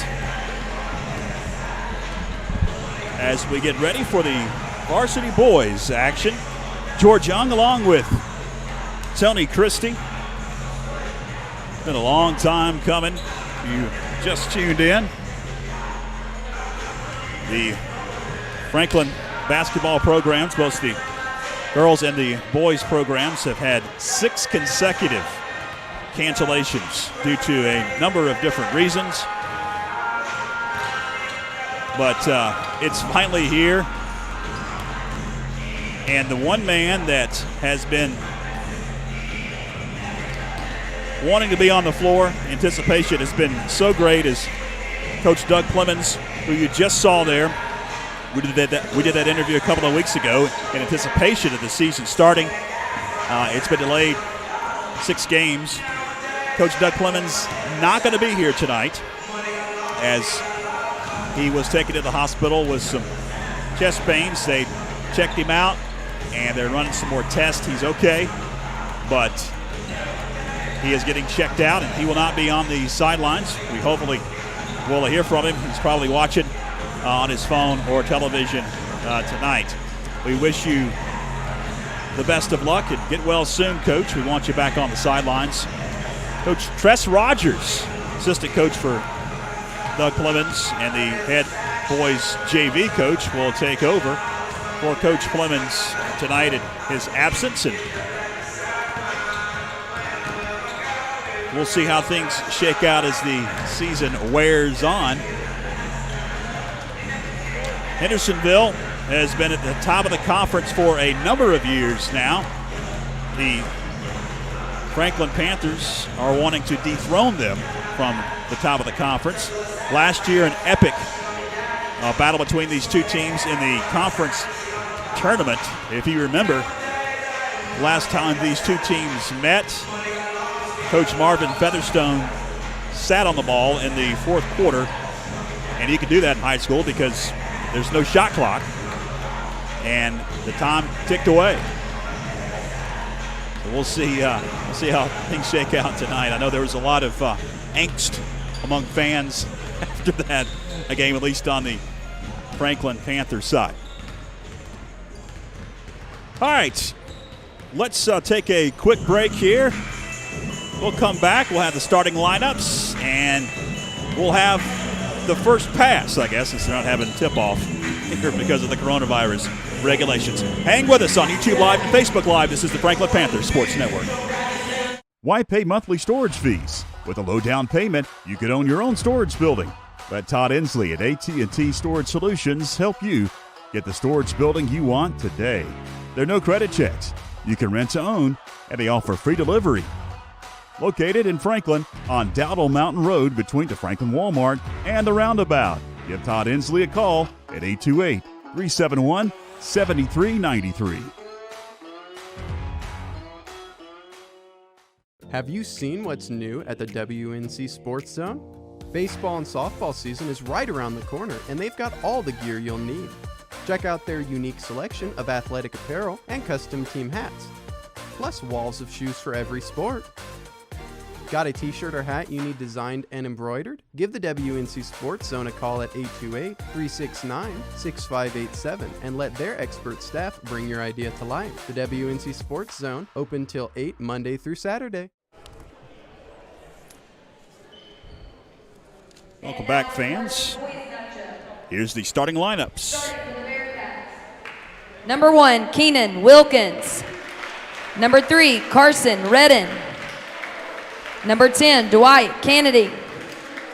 Number 25, Alex Lemons. And number 32, Joel Christner. All right, Panther fans, make some noise for your Franklin Panthers. Number 14, Kellen Stiles. Number 22, Griffin Green. Number 23, Trey Penland. Number 30, Chad Wilson. And number 32, Miles McClure. Thank you, Becca Brooks, with the starting lineups. The one thing that you also, if you haven't been tuning in, we talked about it a couple of times, one thing that you also notice is the two teams do not shake hands when each other is introduced. Also, there's no jump balls. So the visitors get the ball first. I wondered how that works. That's exactly how that works. The visitors get the ball If first. they flipped a coin or what just give it exactly happened. Give We're it ready to them go and here going. at the Panther Den. 8 minutes up on the scoreboard. And Hendersonville will have first possession with no jump ball.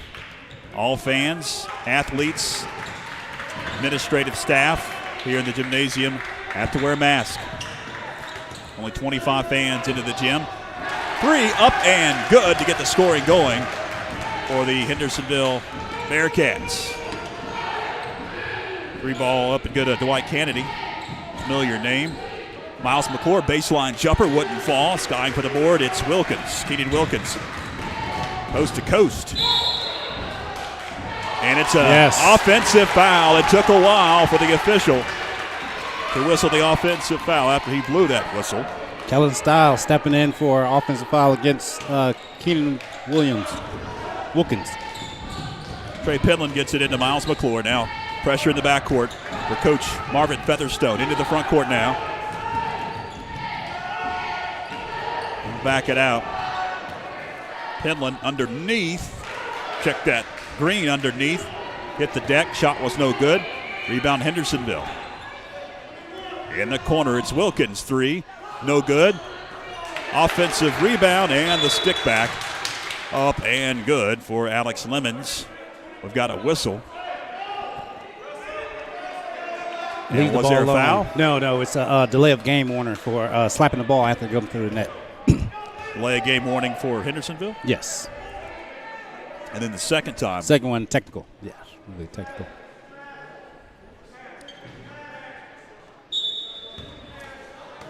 Trey Penland gets it in bounds. Kellen Stiles bring it up court. Gets harassed. And almost a turnover. It is a turnover as Trey Penland could not save it out of bounds. He was on the end line, they'll say.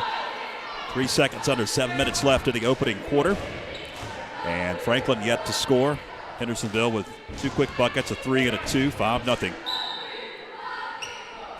Dwight Kennedy gets it in bounds. Over to Wilkins, high up top. Sophomore Wilkins, he'll swing it over. Dwight Kennedy. Looks like the Panthers are in a 2-3 zone now. Redden swings it over Kennedy, 3, short. Rebound, up and good Lemons. 7-0. Hendersonville sprinting out an early lead. We've got a collision, and they'll call a blocking foul on Alex Lemons, the senior. And Tony, while you were talking to some of your fans over here, I mentioned this in the pregame. Last time these two teams met, you remember what happened? Oh, yes. There was a hold the ball for a long time. You can tell that there's a little angst between these two. Yes, this is starting the season off, with the championship game. A replay, just run it back. Franklin trying to dethrone Hendersonville. They have been the kings of the Mountain 6 Conference. Now, Stiles is going to take a seat. Something was up that time. I'm not exactly sure what. And it's Bradley Stiles who checks in for him. Chad Wilson now up top, gets double teamed, loses control.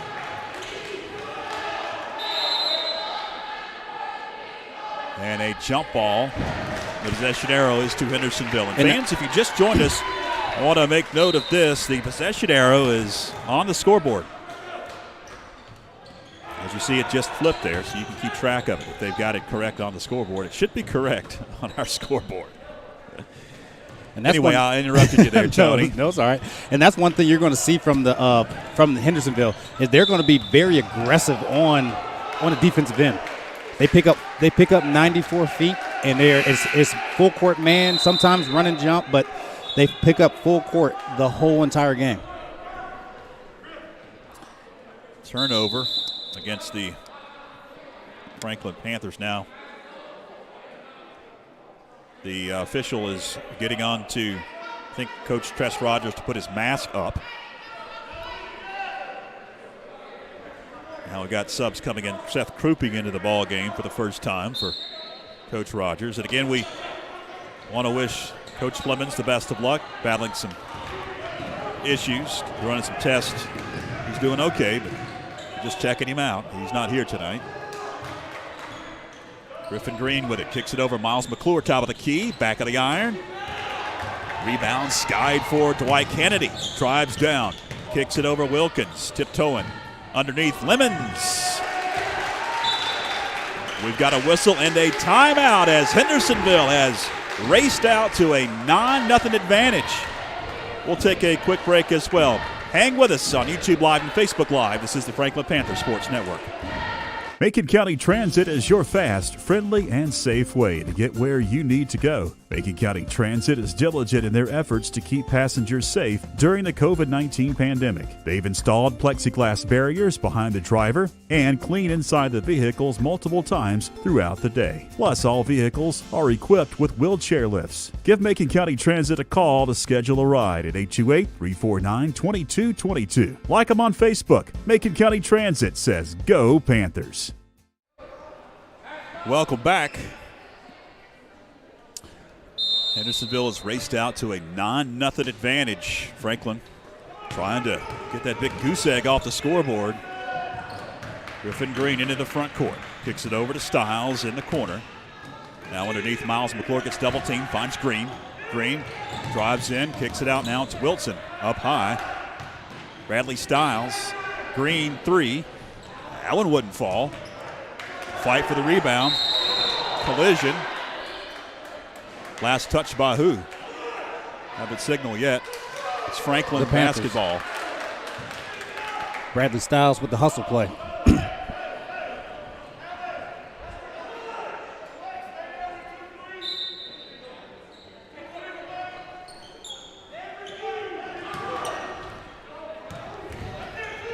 And it goes up top, Seth Krupe. Krupe dishes into the corner. Miles McClure to the hole, off the glass. McClure powers up and breaks the scoring drought for the Panthers. 4:49 to go in the first, and they have masked timeouts under 4 minutes in both quarters. Fight for the rebound, and we've got a whistle, and it's going against Lemons and the Hendersonville Bearcats. Yes, and that was Bradley Stiles bouncing out right there. He's the emotional leader on the team. He's the one that's going to get everybody pumped up, and he's kind of undersized for a big man, but he gets out there and plays at 110%. Lemon's going to take a seat as Braden Strickland will check into the game for Coach Marvin Featherstone and the Hendersonville Bearcats. Griffin Green in the backcourt feeds McClure now. Dangerous pass. Green secures it over to Wilson. Open 3. Well off the mark. And it's out of bounds. Off of Seth Krupe. If you just joined us, fans, this is the first game of the season. Both teams. So you're going to see a lot of mistakes, we'll say, early on. Yes. And also you're adjusting to playing with those masks. Fight for it. Oh, man. And it's a jump ball. The possession arrow is with the Panthers. Yes. And, my goodness. Very aggressive. You can tell these teams go at it when they play.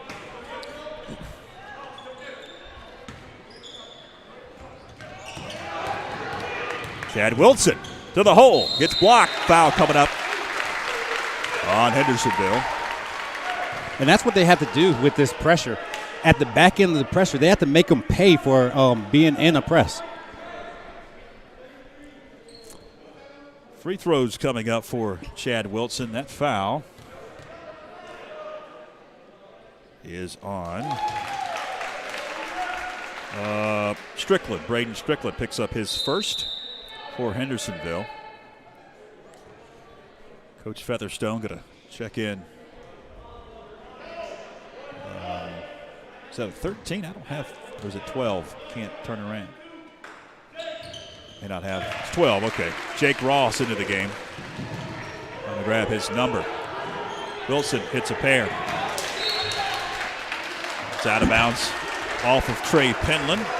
And that's what you have to do to a pressing team. A team that pressures you, you have to give it back to them. And a good defense by the Panthers on that one. Carson Redden with it up top. Wilkins now going to feed into the corner. Jake Ross to the hole. Whistle. Shot no good. Free throws coming up for Jake Ross. Bodies hit the deck.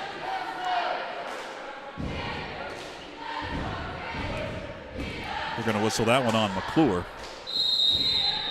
And it's our under 4 mask timeout here in the first. 3:47 to go in the first quarter. 9-4 Hendersonville. We'll take a break across the Franklin Panther Sports Network. Why pay monthly storage fees? With a low down payment, you could own your own storage building. Let Todd Inslee at AT&T Storage Solutions help you get the storage building you want today. There are no credit checks. You can rent to own, and they offer free delivery. Located in Franklin on Dowdle Mountain Road between the Franklin Walmart and the Roundabout. Give Todd Inslee a call at 828-371-7393.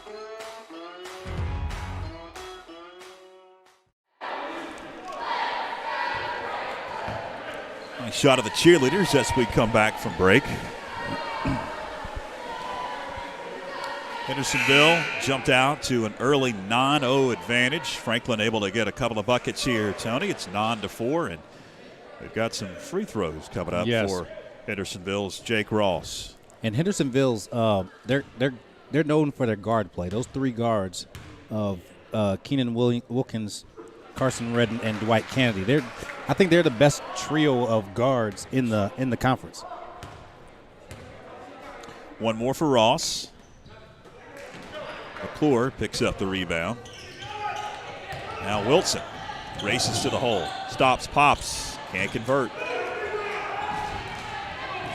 Redden with the board. Quickly up court, Wilkins. He's open for a jumper. Got it. We talked about it in the break, Tony. And we wondered, you're adjusting. You've got a lot of adrenaline. Your first game of the season. Krupe for three. He got it. Much needed three-pointer, 12-7. Franklin able to get some open looks at times. Yes. But they just are not falling, and it can be frustrating, especially early on. Deep three, Wilkins got it. Keenan Wilkins, the sophomore, nails the trifecta. 15-7, Hendersonville advantage. That's back-to-back buckets by Wilkins. Knocked away out of Penland's hands. Would not fall after the Euro step. Dwight Kennedy. We've got whistles. His body's hit the deck. Jump ball, possession arrow to Hendersonville. And into the game for the second time, it's Bradley Stiles checking in for Coach Tress Rogers.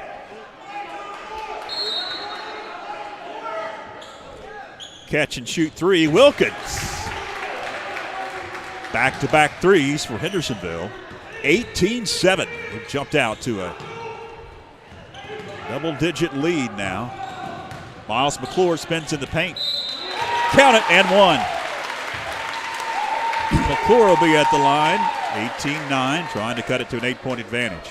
And that right there is the advantage for the Panthers, getting it inside the paint. We're going to whistle that foul on Jake Ross. And McClure converts. That'll be Jake Ross first. Fifth on Hendersonville. Now some press. Kennedy feeds up court. Christner secures it, kicks it back out. Wilkins now going to calm it down a bit. Said that. He's going to jack a three. Couldn't get the roll. McClure with the rebound. Races. Chad Wilson kicks it over Green. Three, no. Board Kennedy. Had trouble with it. Secures it. Off to Wilkins. Acrobatic bucket that time for Wilkins. Yes. 20-10. As Hendersonville has doubled up the Panthers. 2:10 left. Opening quarter. Chad Wilson. Very aggressive move by Chad. Under 2 minutes left here in the first. We've got a whistle in the backcourt and a foul coming up on Franklin. And that's exactly what you have to do on that last bucket by Chad Wilson. He broke the pressure and took it all the way to the basket.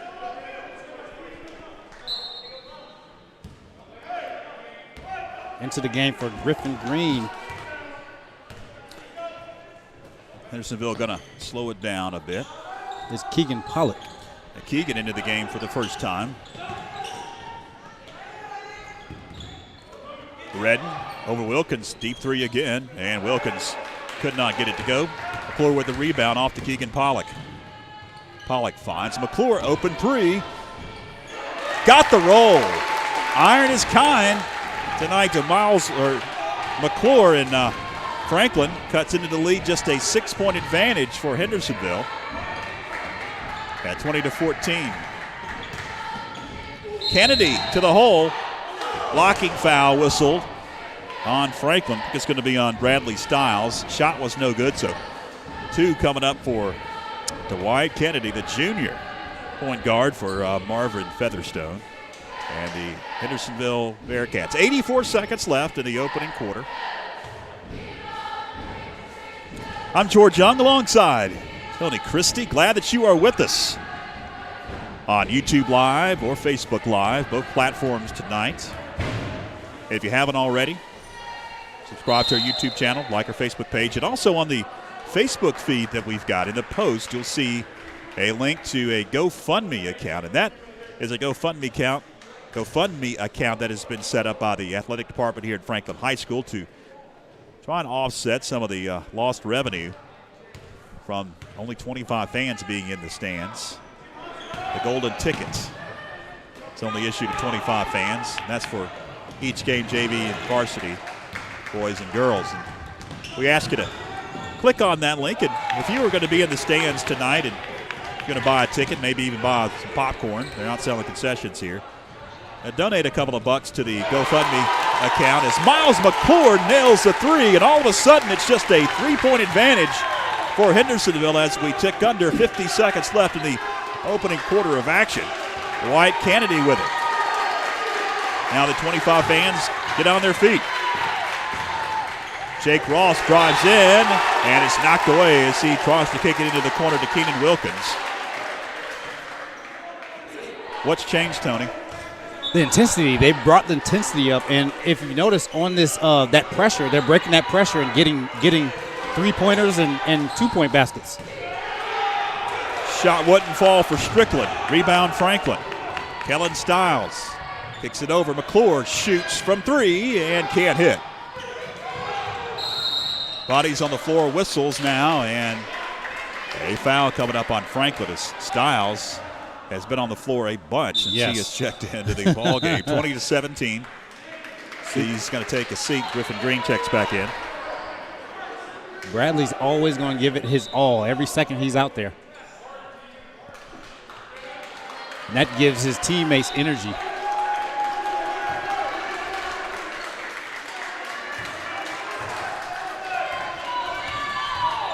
Final seconds of this opening quarter. Redden over to Kennedy, down to 6 seconds. Drives in, kicks it out. Wilkins at the buzzer. A foul. 3 shots coming up for Wilkins. As the official, you'll see it on camera here, have to escort the cheerleaders off the court because we're going to have 3 free throws attempted before we head to the break between the first and second quarters. Keenan Wilkins will attempt 3 free throws with nobody on the free throw line.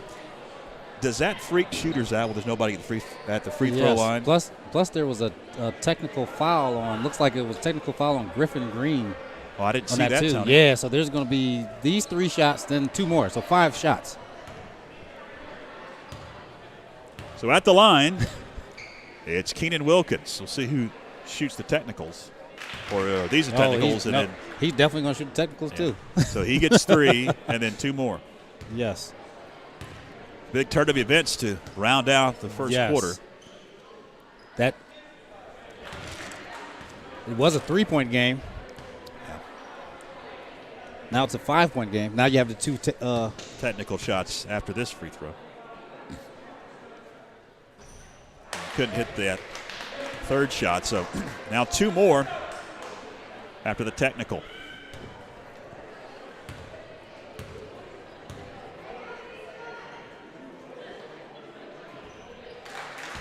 First one's up and good. 1 more.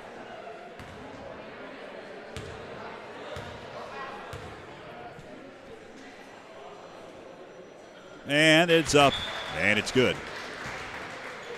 So now the question is, are they going to have a break, or are they just going to come on out here and start the second quarter? They're going to start the second quarter. Okay. Well, the cheerleaders will not come onto the floor. They'll just start the second quarter. So We'll keep it here. 8 minutes up on the scoreboard. 24-17 after that technical and foul on the 3-ball. Wilkins shot all 5 free throw shots. 24-17. Now the score. Hit 4 out of 5. Did Wilkins.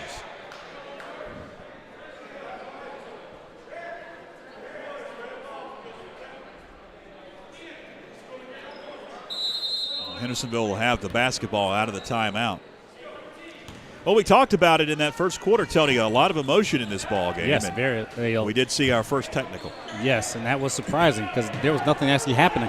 Lemons with the rebound and the stick back. Alex Lemons puts the Bearcats up now by 9. At one point, just about 40 seconds ago, it was a 3-point ball game. And we got a whistle as McClure spins, and he is fouled. That'll be the 16 fouls, so one more to give for Hendersonville. Fans, we do have the fouls actually on the scoreboard on screen there underneath each respective team side. You see now the bonus is up there as well, and the possession arrow is also on the scoreboard.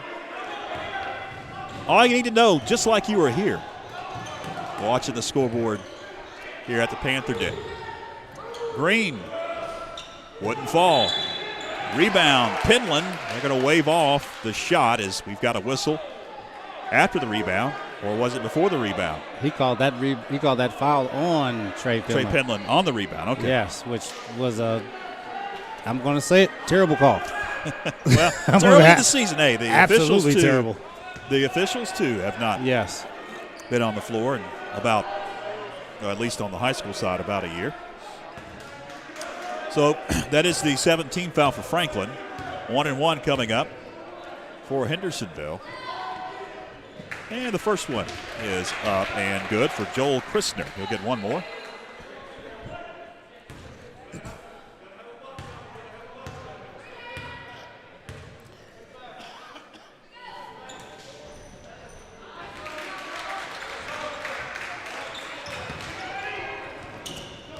Chad Wilson into the front court. High pass secured by Green. I mentioned that as Green attacks, lost control, knocked away by a Bearcat. Franklin resets. I mentioned that our scoreboard's just like it would be if you were sitting here at the Panther. Actually, it's better because they haven't changed the quarter up there. Yes. Sleep at the wheel.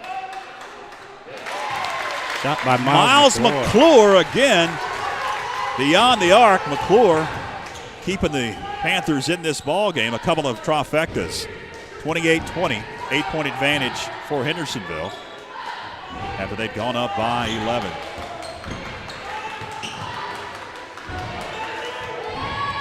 Another 3-ball. This one would not fall for Carson Redden. Franklin going to push up court. Chad Wilson off the glass. Count it and one.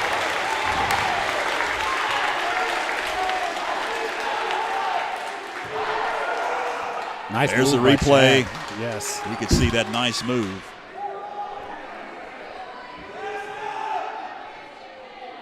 Chad knows what I'm going to say to him. Should have tried to dunk it on him. One shot for Chad Wilson, the senior guard for Coach Clemens. If you just joined us, Coach Clemens not on the sidelines, battling some medical issues tonight. They're doing some tests. He's okay, but he had to sit out tonight's ball game. Tress Rogers is taking over for him. Wish him the best of luck. Good pass. He's on the path to heal. Shot off the glass good, Joel Christner. Styles with it. Kellen kicks it into the corner. Wilson drives. Pass intercepted. Kennedy. Block. That's a quick whistle. Griffin Green going to pick up the foul. Man, I tell you what. that was another terrible call. Here's the replay. Here's the replay. Look, watch. All ball. Looks like all ball to me. Who's fouling who? He's got a little bit of body there. I see some body contact there. Yeah. I see some body. Our angle's a little off. Great replay. Great replay. I want to give a shout-out to our Yes. executive producer, Clinton Taylor, who was able to get that replay. Pause it. Tremendous effort. Thank you. Yes, that was great. That really was. First shot, no good. One more. He wins tonight's player of the game. Yes, he does. We'll give him a trophy. Good Up and shot good. there. Kennedy gets the second to go. 31-23. But I tell you what, that was two good plays by one by Dwight Kennedy for going strong, and the other one by Griffin Green for trying Redden to. knocked it away, and he goes hard to the floor, and he may be hurt. He is writhing in pain. Now we've got some more woofing and jawing going on. Another technical foul has been assessed. I believe this one's going against Hendersonville. Yes, it is. As Coach Featherstone comes out, grabs, I believe it's going to go against Joel Christner.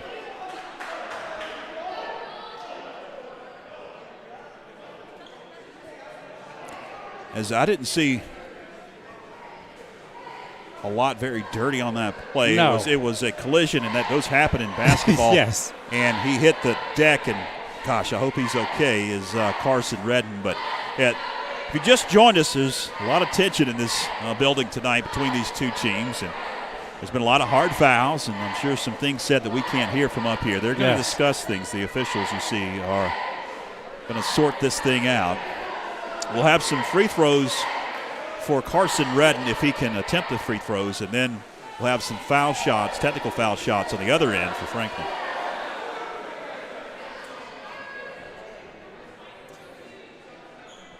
So the foul is on Keegan Pollock for the Panthers. And it seems like they called an intentional foul on Keith on. They did? Yes, I don't know why. Didn't. It was a hard foul. Yes, it was, but he. All right, so Carson Redden will be at the line. Yeah, you're right, because he's going to come to the line with nobody at the free throw line with him. So it looked like that was a intentional foul. So you get technical on that one, and then there was a technical foul called on a Hendersonville player. So the Panthers should shoot two after. That's a technical. There's the technical right there, as they do sort some things out here. Mm-hmm. And here's the free throws for the intentional foul. Carson Redden cannot hit the first. Second one up and good. Joel Christner picked up his third on the technical foul. And I believe Pollock with the intentional. They had three up there, but I don't know if that was correct or not. So Miles McClure now on the other end will attempt the free throws for the technical, and he can't hit the second. Should be Panther ball. I was going to ask how they're going to determine. They go to the possession arrow? No. After that technical, it just goes right to. So it defaults to the technical. Yes. Gotcha. Now we've got whistles at the scorers table, and the official is now going to go and talk to the official scorekeeper. Yes. 5:49 to go in the second. 10-point advantage for Hendersonville. Now we're ready to go as Pollock gets it in bounds. Finds Stiles. Over it goes Chad Wilson. Now Kellen. Tiptoeing that baseline. He couldn't. Seth Krupe will turn it over.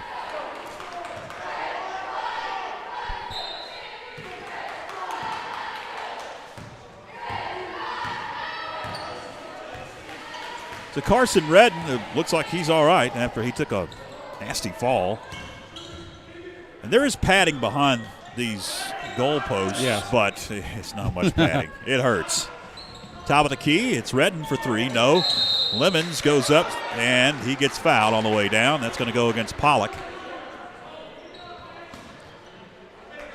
And Lemons will be at the line for a 1-and-1. Bryce Rogers going to check in for the first time for Tress Rogers. And that is going to be the 10th team foul, so double bonus time for Hendersonville.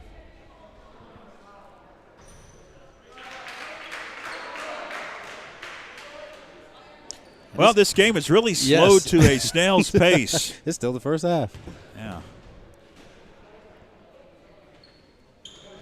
Exciting up and down in that first quarter, but now we've really bogged down with a lot of fouls and turnovers and collisions. Travel. Whoa. Oh, you can't call timeout unless you have possession. You traveled once you have possession. Timeout, Hendersonville. 30-second timeout whistled by Coach Featherstone. So I believe Hendersonville got a break there. 36-24, 12-point advantage for Hendersonville through all this mess here in the second quarter. You look up, and the story is still the same, Tony. It's a Hendersonville double-digit lead. Yes, and that's it's the pressure. Sometimes in the pressure, you have to make sure you have to take your time, know where you're going to go, be decisive, and then at the end make them pay. Hendersonville will retain possession. That was the goal of that 30-second timeout. Dwight Kennedy will get it into Carson Redden. The senior feeds Lemons. Back out it goes to Carson Redden. Lemons working in on Rogers. Kicks it back out. Jake Ross now. Now an open Redden three. Got it. Carson Redden gives the Hendersonville Bearcats their biggest lead of the night. Deacon Pollock weaves through traffic over to Chad Wilson. Wilson's pass intercepted. It's Redden. He gets fouled hard by Pollock. That'll send Redden to the line once again. 2 shots for Carson Redden. Double bonus the rest of this half for Hendersonville, as that's the 11th team foul for Franklin.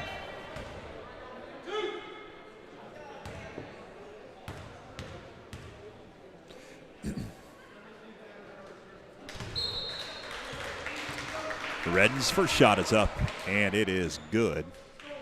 Trey Penland checks in for the Panthers, and Keegan Pollock takes a seat.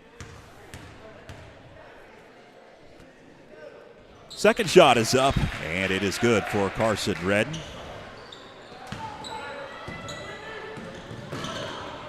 Playing hot potato. Franklin able to get it underneath to Rogers, and he can't get the layup. Quickly down court. Ross pass intercepted.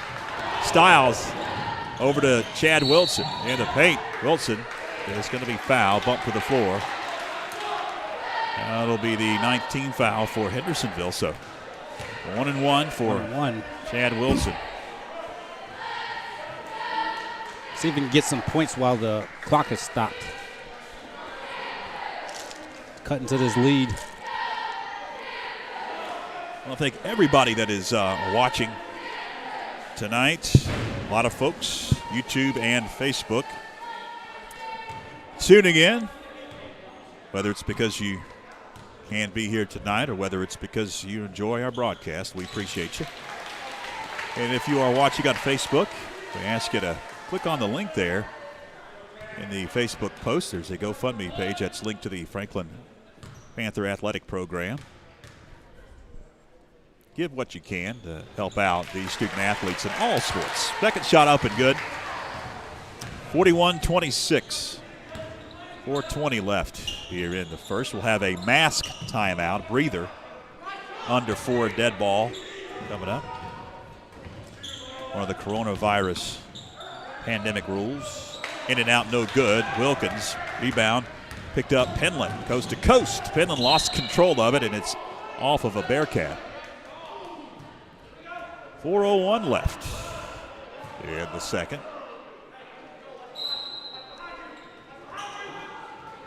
And it goes Penland off the glass, good, and the foul. Great set play on the out of bounds to get Penland coming straight down the lane for the layup. One shot for Trey Penland.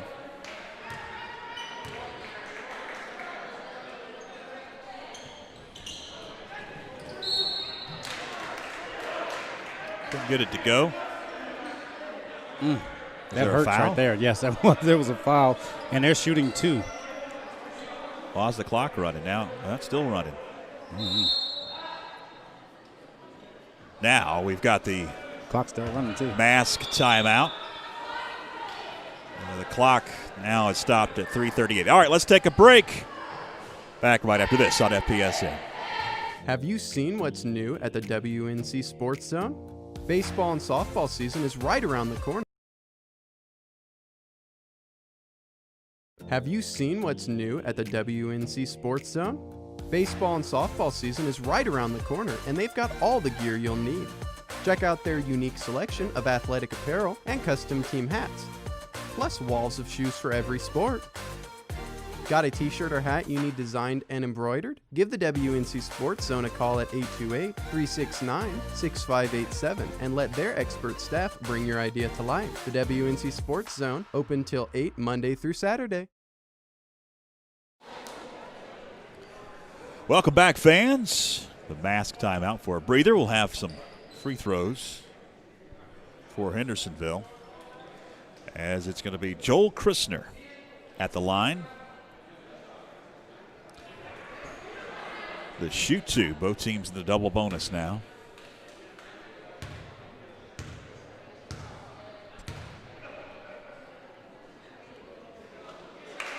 This one's up and good. Our next broadcast, fans, here on the Franklin Panther Sports Network is coming up Friday, if all goes well. And it hadn't gone well lately. 6 consecutive cancellations. Yes. Hopefully. And then the next game on Wednesday's already been canceled at East Henderson. I don't know when they're going to make that one up. But if we're here, we'll have it. Block, foul coming up on Hendersonville. God. It's going to be on Kennedy. Yeah. We'll have it here on FPSN. Junior varsity will get the 4-game night underway. They stack them up. Nearly 6 hours of basketball live. Yes. 6 hours. On YouTube and Facebook. Styles, first shot up and good. Shot. That'll be Friday as Franklin will host the Pisgah Black Bears.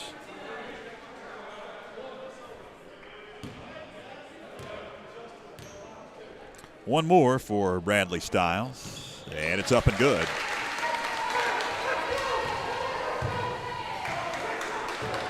$12-point game. 42-30. See if Hendersonville keeps their foot on the gas or tries to slow things down. Knocked into the backcourt off of a Panther picked up by Wilkins. Got a race in. Penland right on his back pocket. Kennedy just inside the arc. No. Rebound, Styles. Good defense by the Panthers. Wilson, double team. Feed Styles, knocked away. Got a bump coming up on Hendersonville. Maybe on Strickland. 2 shots. It's going to be Styles back at the charity stripe. I'm going to whistle this one on Keenan Wilkins. It's 3rd. Sure is. Interesting. The fouls are mounting up for both teams. Yes, they are. Double bonus now since about the 5-minute mark for both teams. Yes, and that's why it's come to a snail's pace, because once they got physical and you got technicals going, they're going to call it tighter.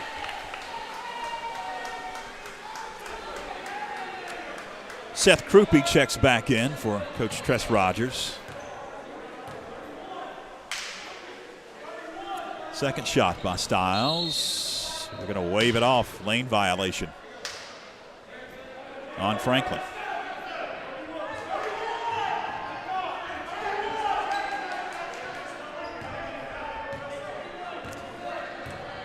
Carson Redden runs the point, calls it out. Got to get it across that timeline, though. Barely did. Kicks it over Jake Ross. Back it goes to Redden. Feeding underneath. Open Marlowe, who has checked into the game. Wyatt Marlowe with a bucket.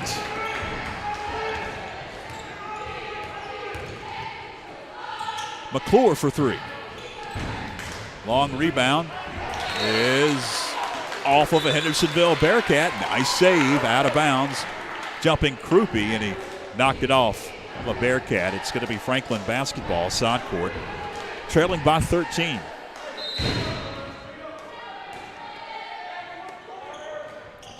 Wilson, fade away, wouldn't fall. Got his own rebound. Goes back up in traffic. That one wouldn't fall, and Redden with the board. Up to Kennedy. Swings it over to Redden. 2:20 left here in the second. A deep three. Off the mark for Wyatt Marlowe. Offensive board underneath, shot no good, but we've got a whistle and a foul. I think he's going to be on Miles McClure. Jake Ross will be at the line for 2 shots.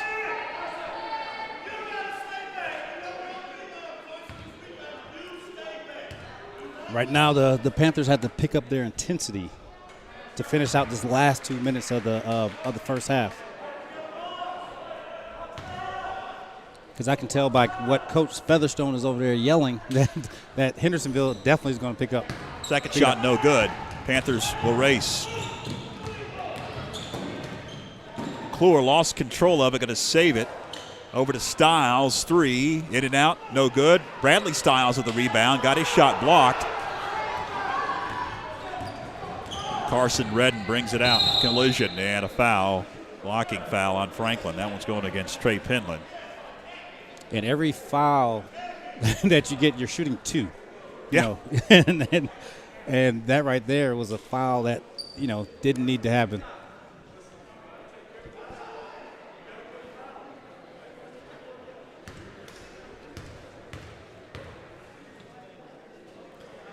First one is up and good for Carson Redden at the charity stripe. As it's Seth Krupe checking back in. Trey Penland taking a seat. That was Trey Penland's 3rd? Yes.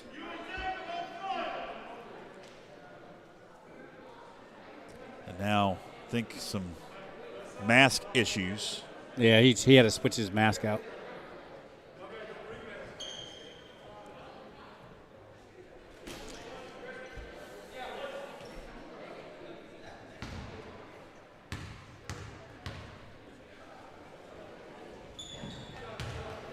And the second shot is up and good. Hendersonville close to the half-century mark here in the opening half of action. 47-31, another steal. Carson Redden to the hole, off the glass.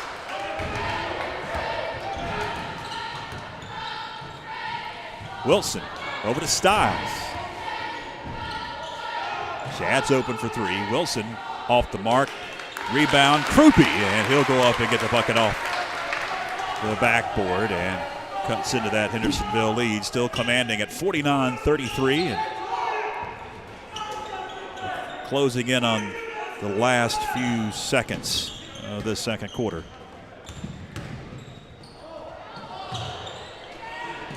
Redden shot wouldn't fall. Under 60 seconds now. Krupe for 3.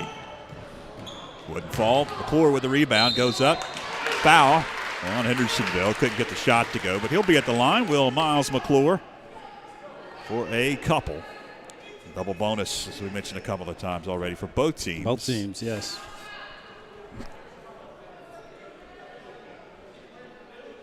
And this last 5 minutes of this quarter has been longer than both JV games put together.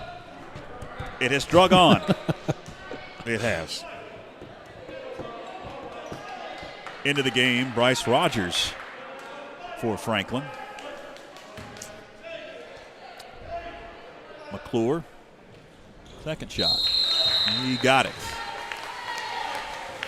Eli Gilbert into the game for the first time as McClure will take a seat. 50 seconds left.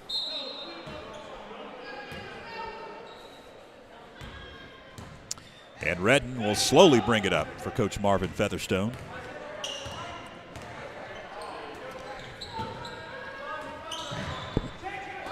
Now Chase Redden with it. Over to Kennedy. 3 ball, in and out. Krupe gives it up to Stiles. Stiles pass knocked away by Redden. Franklin will reset with 26.5 left here in this first half of action. George Young, Tony Christie along with you. We appreciate you.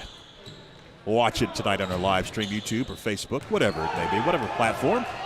Thanks for joining us. I have a ton of folks watching on YouTube tonight. Must be casting it to your television. You can get it in 1080 on your TV if you've got and it's clear. a good internet connection. We are streaming in 1080. I watched a couple of JV games. I mean, the middle school games. Been good. 3 up and good. Carson Redden at the buzzer. Add 3 more. 52-34. Hendersonville on fire in this first half of action. Cheerleaders are out on the floor. And we'll have their performance and then go to break.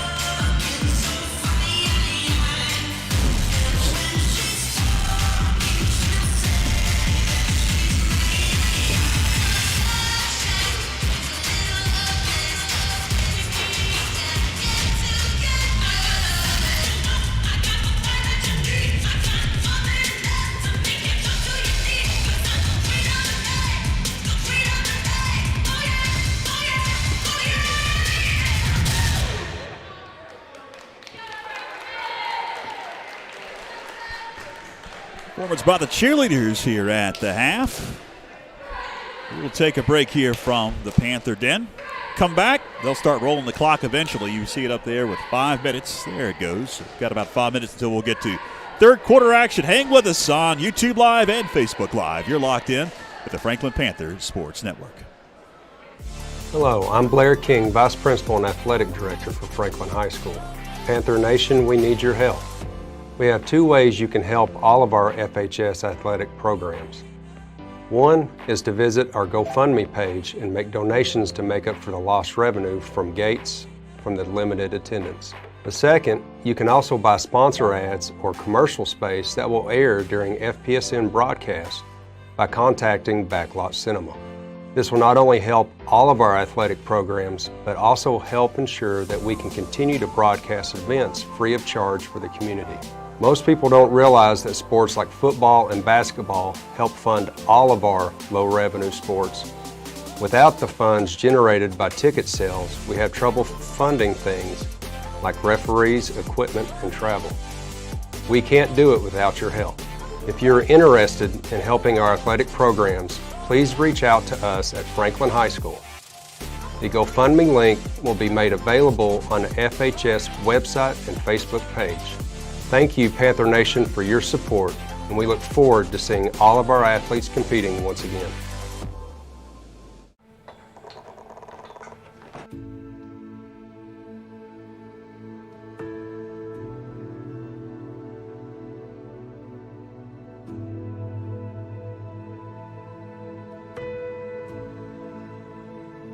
C12, take one.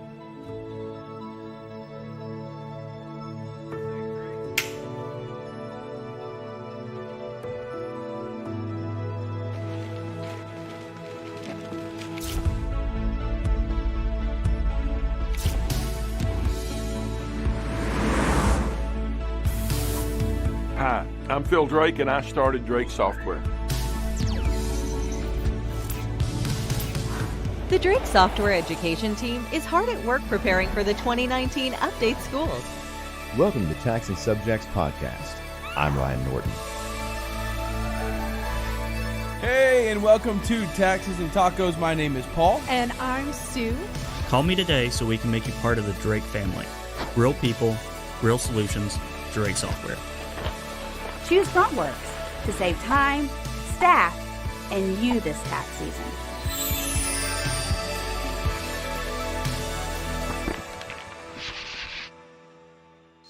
Franklin sits in Macon County. Within Macon County, we have the Nantahala National Forest, which is roughly 500,000 acres of a pristine environment for you to get out and play. We are Highlands Aerial Park, and we love Macon County. There's plenty to do and memories to be made in our little mountain town. We hope you enjoy your stay in Franklin with your pup.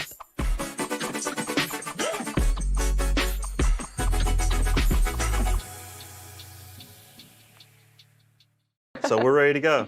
All right. Well, hello. Oh, goodness, I'm already off to a bad start.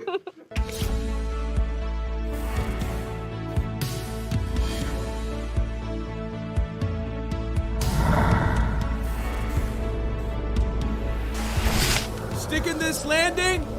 Not so simple.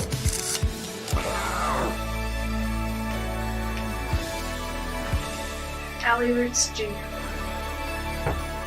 Bathing 2 check in on the soft floor. Hi, everybody, and welcome in to another night of Franklin Panther football. Yeah! Yes, pass complete.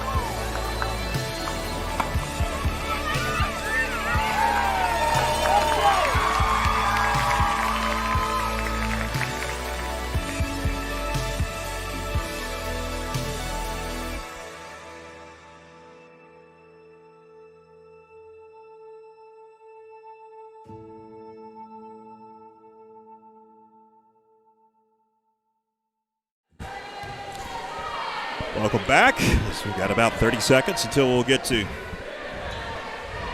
third quarter action. George Young, Tony Christie back with you. Impressive performance with the Hendersonville Bearcats in that first half, Tony. Yes. 52 points. You don't see that much in high school. No, you don't. And they're aggressive. It starts with their defense and their aggressive style. You know, picking up full court man, sometimes running and jumping. You know, sometimes they just play straight man, and they speed you up. And when either you attack it right out the beginning, or you make a few passes, make them play defense, then get it down low. Franklin will have the opening possession here in the third quarter.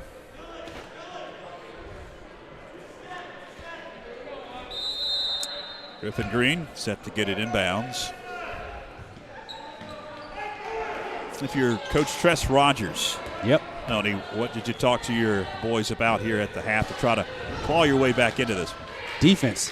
That's where, that's the defense and taking care of the ball.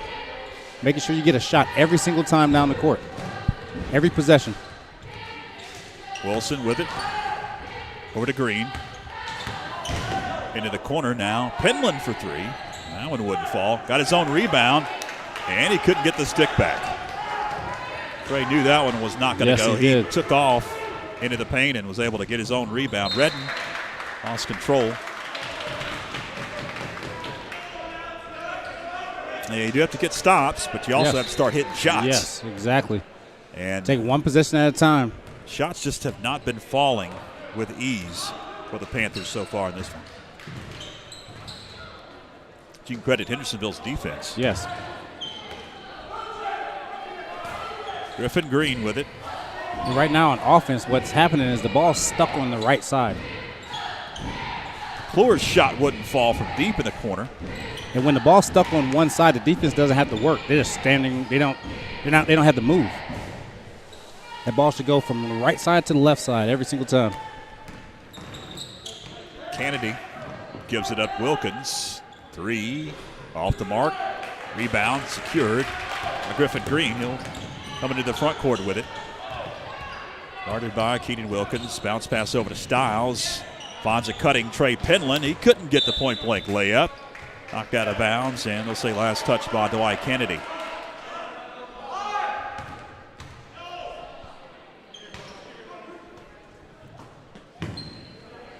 Three, Chad Wilson, in and out. Outlet pass, Wilkins. Finger roll.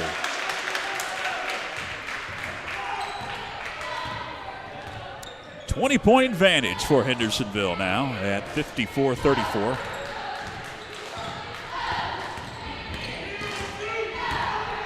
The varsity girls was a blowout in Franklin's advantage. And this one so far has been a blowout for Hendersonville's advantage of the boys varsity. Couldn't save it out of bounds. It's Griffin Green.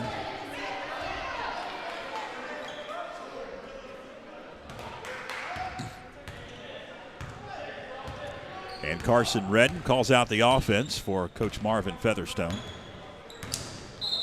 And we've got a whistle after I heard a slap. Yes. That's a foul. You can hear that. Of course, you can hear pretty much everything with only 25 fans in the stands. Official fans. I'll put the air quotes over those. Ones that have the golden ticket. Redden.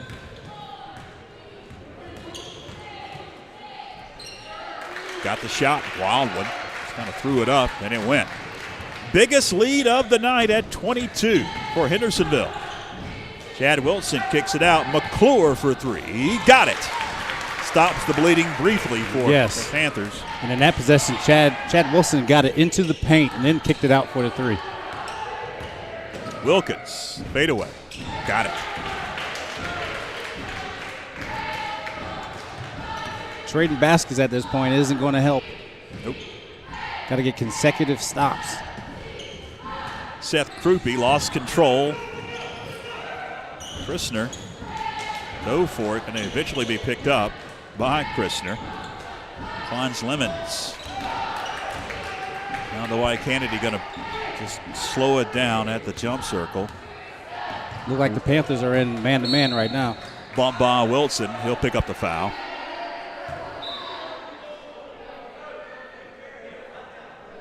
First whistled against Franklin here in this second half. And then for Kellen Stiles is Grant Adams.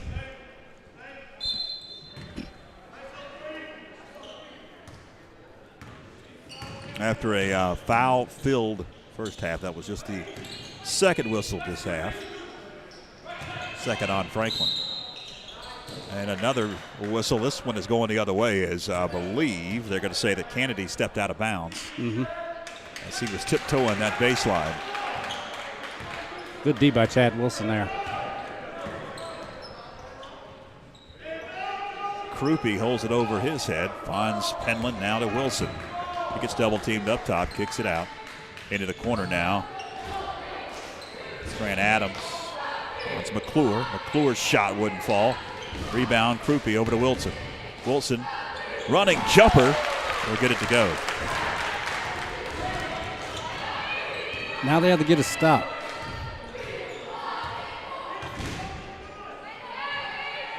You have to break it, as you have said multiple times, into quarters inside the quarter. Yes. 2 to 4 minute blocks.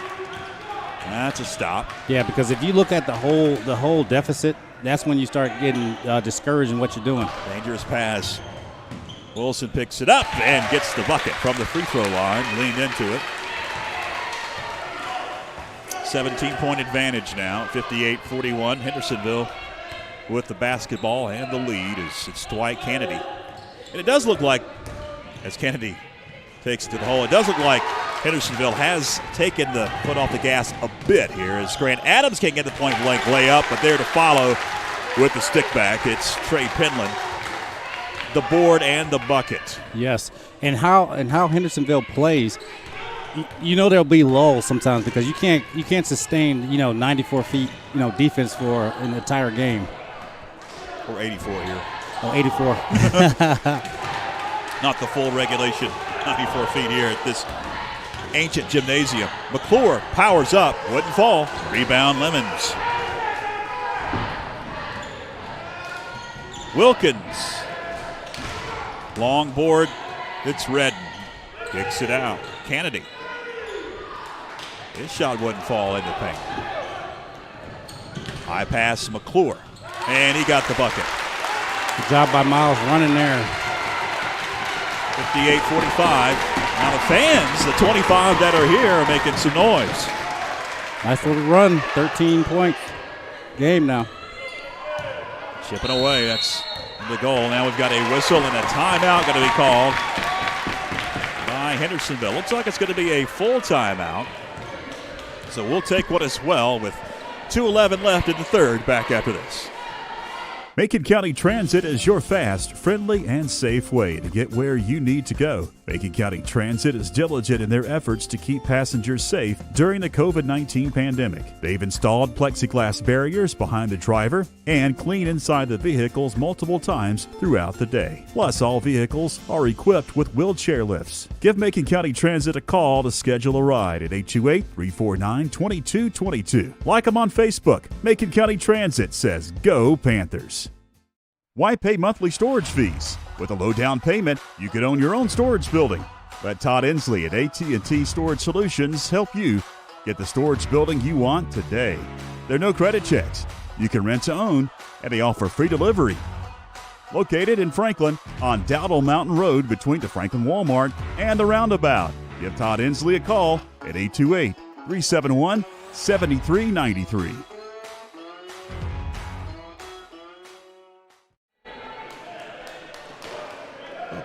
Welcome back. As we've got 2:11 left in the third, 58-45. Hendersonville, after putting up 52 points in that first half, only mustered 6 so far. In the third, Lemon spinning and shooting well off the mark. Rebound and the putbacks. Dwight Kennedy.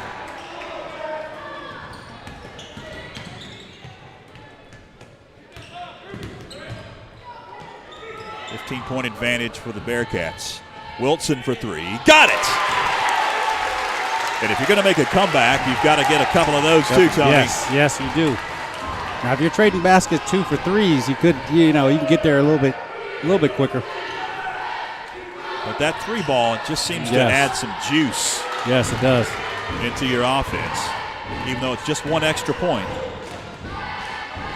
Good pass. Feed underneath. Alex Lemons with the assist by Carson Redden. 62-48. Krupe for 3. He got it.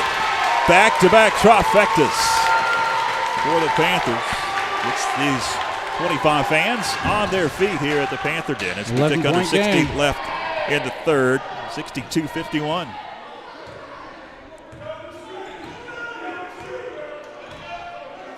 And Redden going to let the air out of the basketball. Now we've seen that before. Going to be picked up by Krupe. And causes split a defender. A couple of people hit the deck. They're going to whistle a blocking foul on Franklin. One thing we haven't seen a lot of, like we did in the first half, fouls. That's just the third whistle. None on Hendersonville this second half. This third quarter has flown by. Yeah. No shots here. Jake Ross to trigger underneath the Hendersonville basket. He gets it into Wilkins. Before the shot, we've got a whistle on the floor.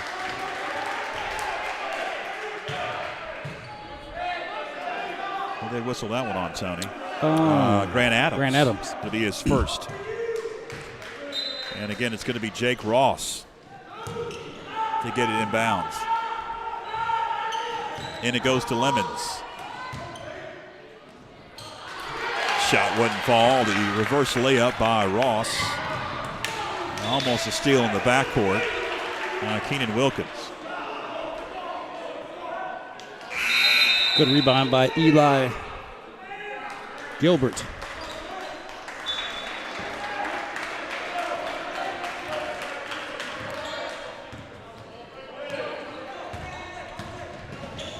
Wilson can't get it to go.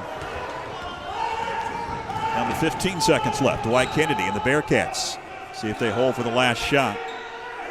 As it's Carson Redden Drive again, kicking it out. 3 off the mark. 4 seconds left. Rebound Lemons. He kicks it out. Wilkins at the buzzer. It's no good. That'll be the story at the end of 3. 11-point advantage for the Hendersonville Bearcats. I think Coach Tress Rogers would be happy with that after trailing over 20. Here are the cheerleaders.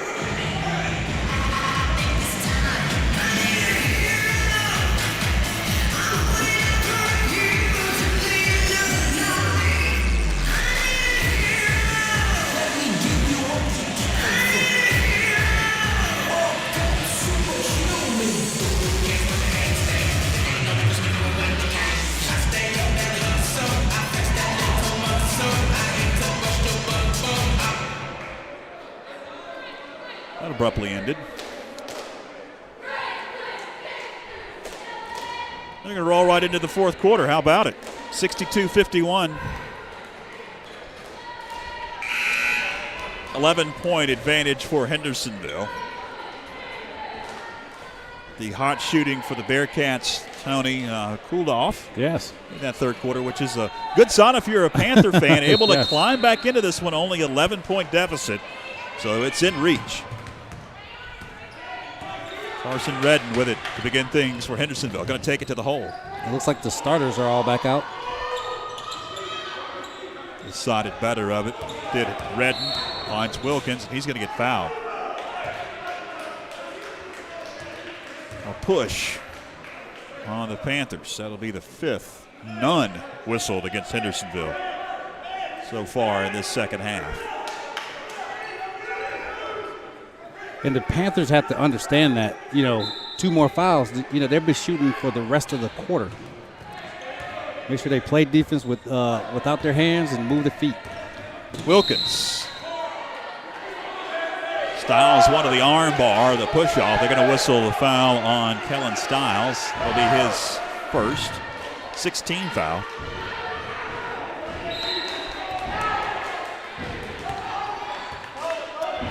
Check that. Second whistled on Stiles. Hadn't put it up on the scoreboard. Wilkins. Lost control. Finds Lemons in the corner. Guarded by Miles McClure. They'll swing it back out. Slow it down with Redden.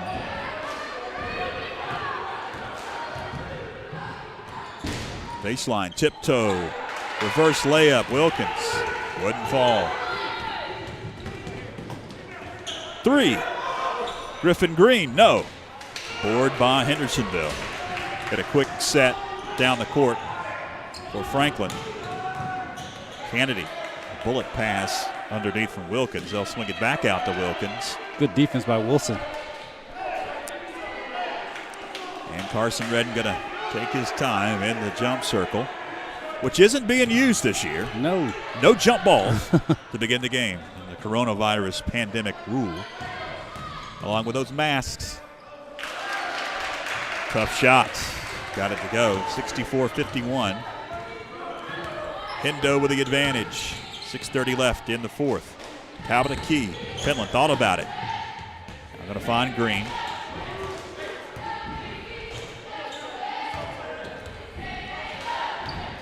Wilson, nifty dribbling, and they're going to whistle a reach-in foul, I believe, on Wilkins. Wilkins, that's his 4th, I believe. Yes, that is his 4th. Kellen Stiles will trigger for Coach Tress Rogers. Wilkins, catch and shoot 3. Air ball. Redden up court. So we tick towards 6 minutes left in this ball game.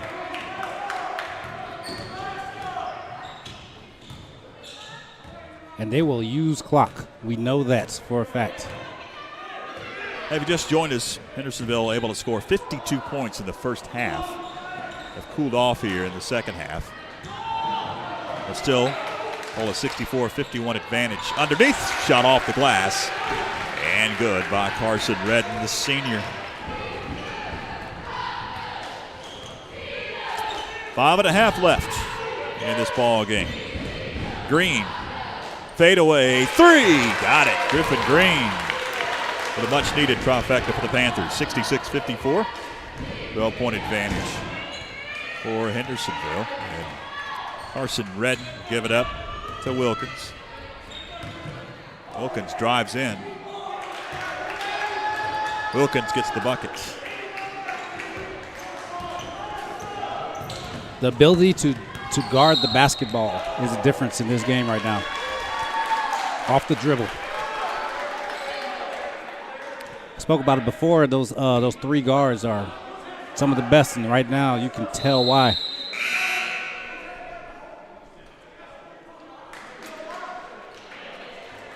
Jake Ross will check into the game for Hendersonville.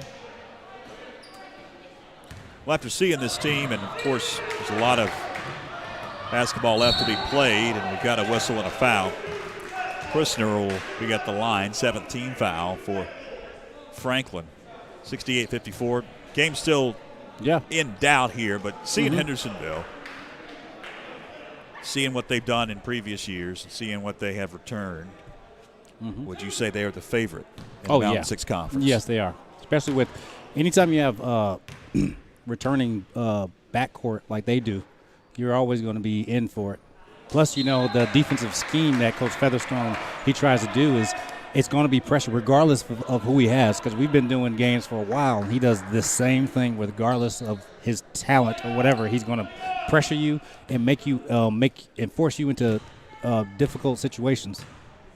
Christner will get one more. Couldn't convert. Green with the rebound. High pass going to be intercepted by Carson Redden.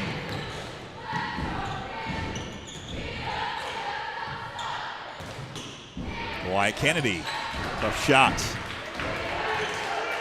70-54, back to 16-point advantage as we tick towards 4.5 left. Keegan Pollock to the hole, he wouldn't fall. Under 4 will have a mask breather timeout. Another coronavirus rule, and a late whistle and a charge offensive foul going against Hendersonville. Jake Ross will pick it up.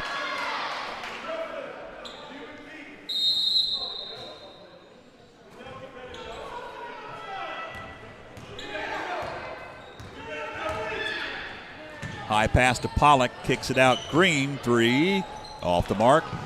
Offensive rebound secured by Skylar Hill, who has checked into the game.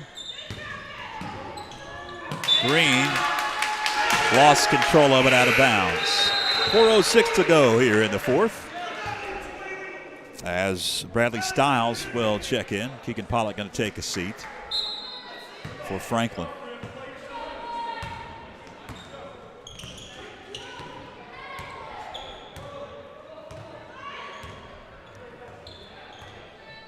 Dwight Kennedy attacks, and they're going to call a reach in on Skylar Hill, Jr.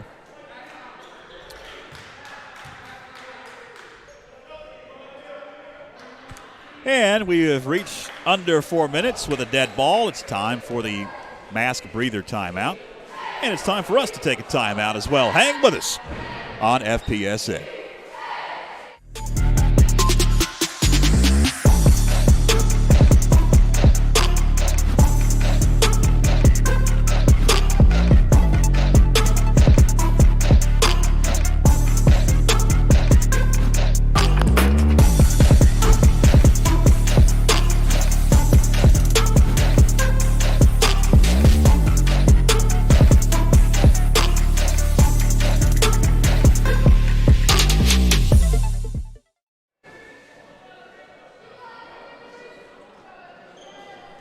Welcome back, fans. As I was just checking some of the comments on both of our feeds to see if there's anything pertinent to pass along. George Young, along with Tony Christie, will have some free throws coming up for Dwight Kennedy. And just like Nevaeh Tran, it seems like Dwight Kennedy has played for 15 years for Hendersonville. He's played since he was a freshman. He's just a junior. As we made note of in the varsity girls kind of like ball game, it's hard to start all 4 years. Kind of like Miles McClure. Yeah. Same thing. And we haven't called his name a lot in the second half, which in that first half, I think he had like 14 or 15. Yeah. He's had some shots, but not been able to convert. Kennedy. Draining some clock. Now we got a whistle. And Trey Penland going to pick up the foul. Is it double bonus time? No, it's just the 19th foul. I don't know if they put it up there just yet. Next foul for Franklin, it'll be double bonus for Hendersonville. 1-1. Front end missed.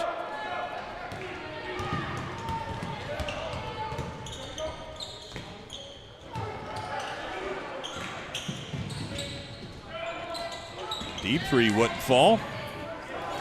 Good hustle by Skyler.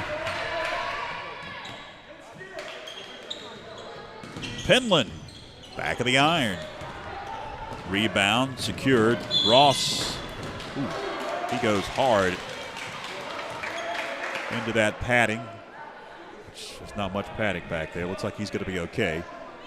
And another foul, that'll be a double bonus. 10th team foul, and Ross will be at the line.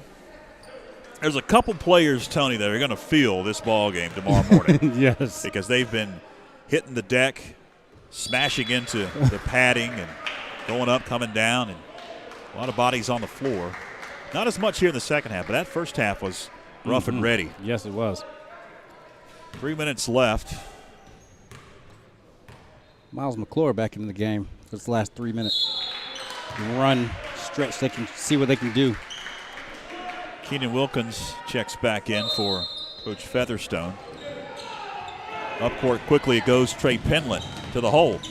He missed the dunk. Good block. Rissner couldn't get it.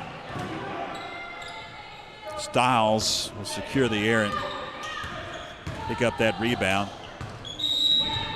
Got a foul coming up. 3 or 4 fouls.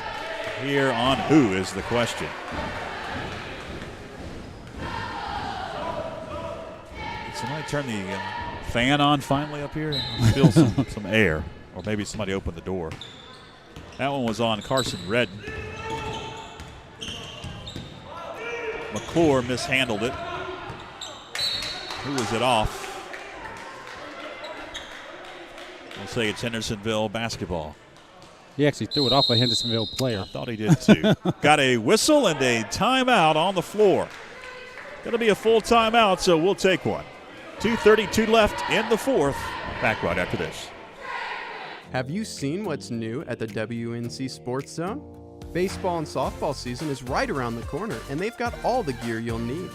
Check out their unique selection of athletic apparel and custom team hats, plus walls of shoes for every sport.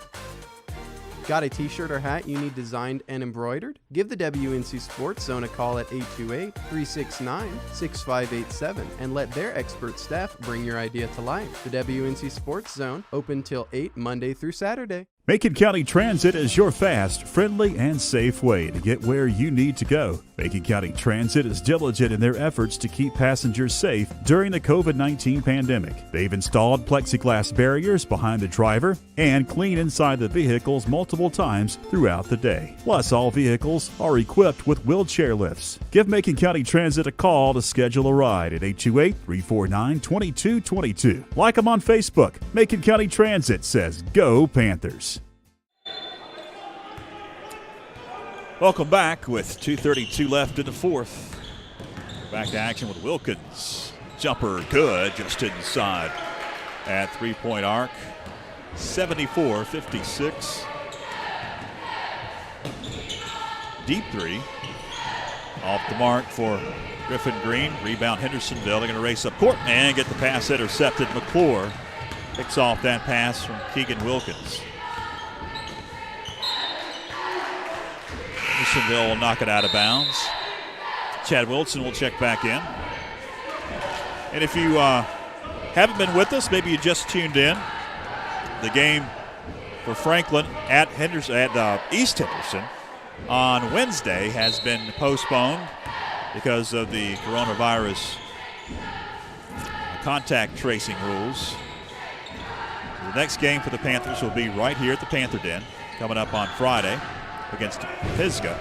And then the game Saturday, that was supposed to be this past Saturday, it was supposed to be at Brevard, got canceled because of the snow. That's going to be played a week from tonight on the 25th. That'll be at Brevard. We'll have that game here on YouTube and Facebook.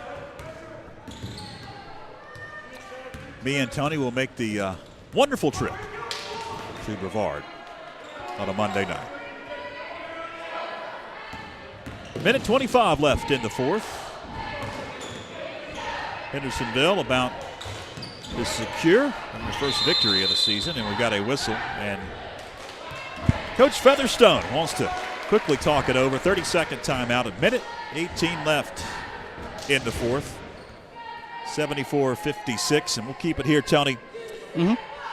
Learning experience. Yes. Definitely. I know this is a veteran bunch. We've talked about it a couple of times, but you can always learn. You're always learning. First game of the year, you don't really know what to expect. All the mess with the coronavirus pandemic. What do you take out of this game if you're Coach Clemens, you're Coach Tress Rogers? It's hard. This was hard because you played them so much. You played Hendersonville so much. You know what they're going to do. They're not going to do anything different. They're going to pressure you, and you just have to be able to, play, stop the pressure, release the pressure, and then play hard defense. Well, it's a quick turnaround. Less than 2 weeks, you're going to play them again next Saturday, the 30th of January at Hendersonville. Yes. And in that one, they're going to have to make sure that they, keep it close. Keep it close. That's because once they get the lead, they've been proven to, they're going to salt it away. Salt it away. Yes. Yeah. Because at first, if you notice, they've played in 3 different tempos. At the beginning, they were playing in a frantic tempo, and then that got the lead. And then they kind of, dial it down a little bit, and then they played a little bit faster, and then now they've slowed it down to almost 4 corners. So you're going to have to bring it when you play Hendersonville from the very beginning. Lemons will be at the free throw line. I believe, yes, that was the 5th foul on Griffin Green. That was the delay. Green fouled out.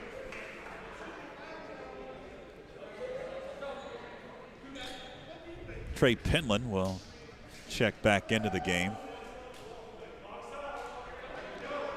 Seth Krupe will take a seat. One more shot from the charity stripe for Alex Lemons. 64 seconds left in this one.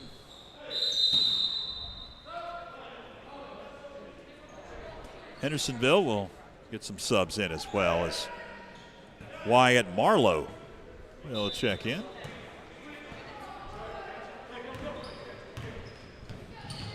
Chad Wilson kick it over to Penland now. McClure with it. Jacks a 3, no. Rebound, Penland, fade away. Wouldn't fall. Another offensive board. Stiles went up, couldn't get the shot, but he was fouled from behind. When Stiles has been in there, talking about Bradley Stiles. Yes. 2 Stiles on the roster.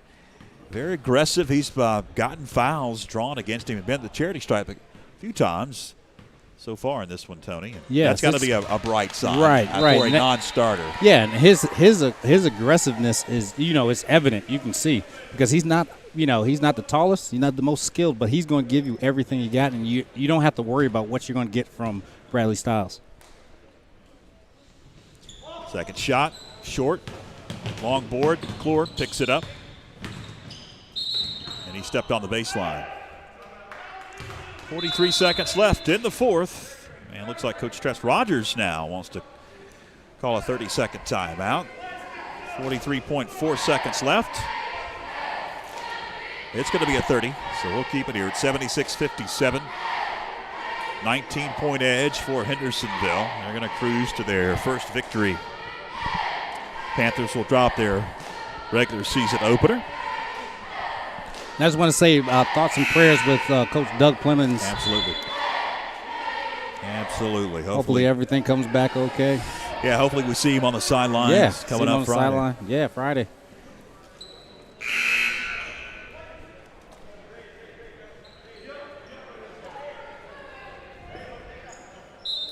There's Coach Tress Rogers filling in for him tonight.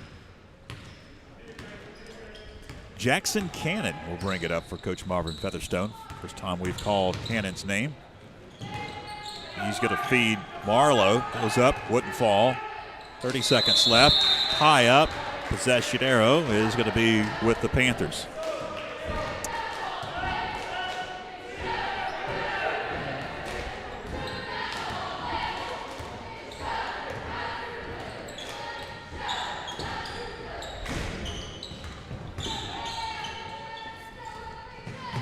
Top of the key, it's Hill for three. Wouldn't fall.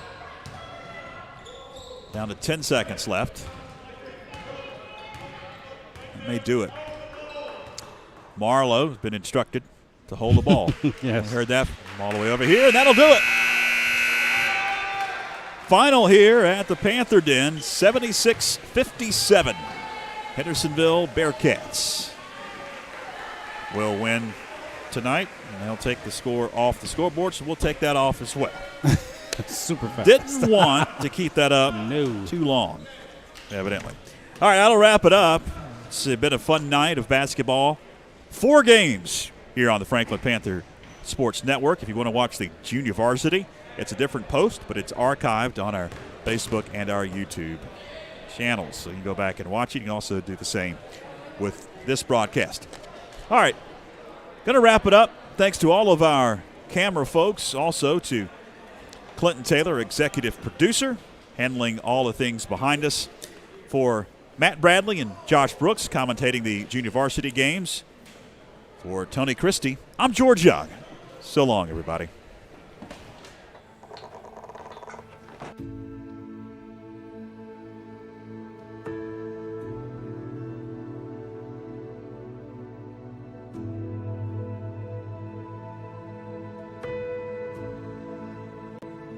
C12, take one.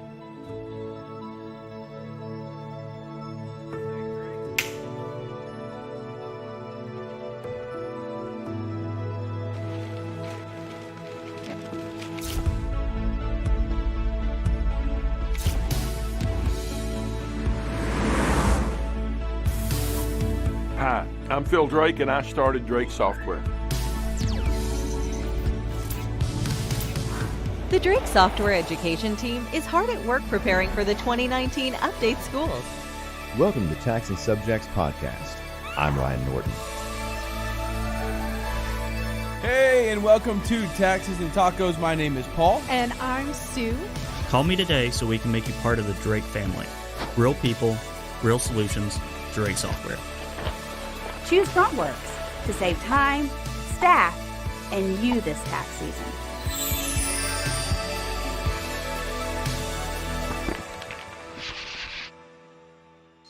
Franklin sits in Macon County. Within Macon County, we have the Nantahala National Forest, which is roughly 500,000 acres of a pristine environment for you to get out and play. We are Highlands Aerial Park, and we love Macon County. There's plenty to do and memories to be made in our little mountain town. We hope you enjoy your stay in Franklin with your pup.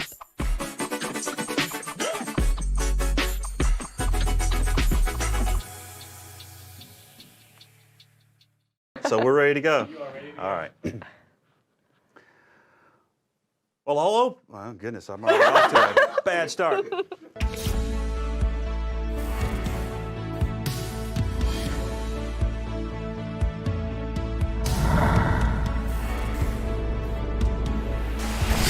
Sticking this landing? Not so simple.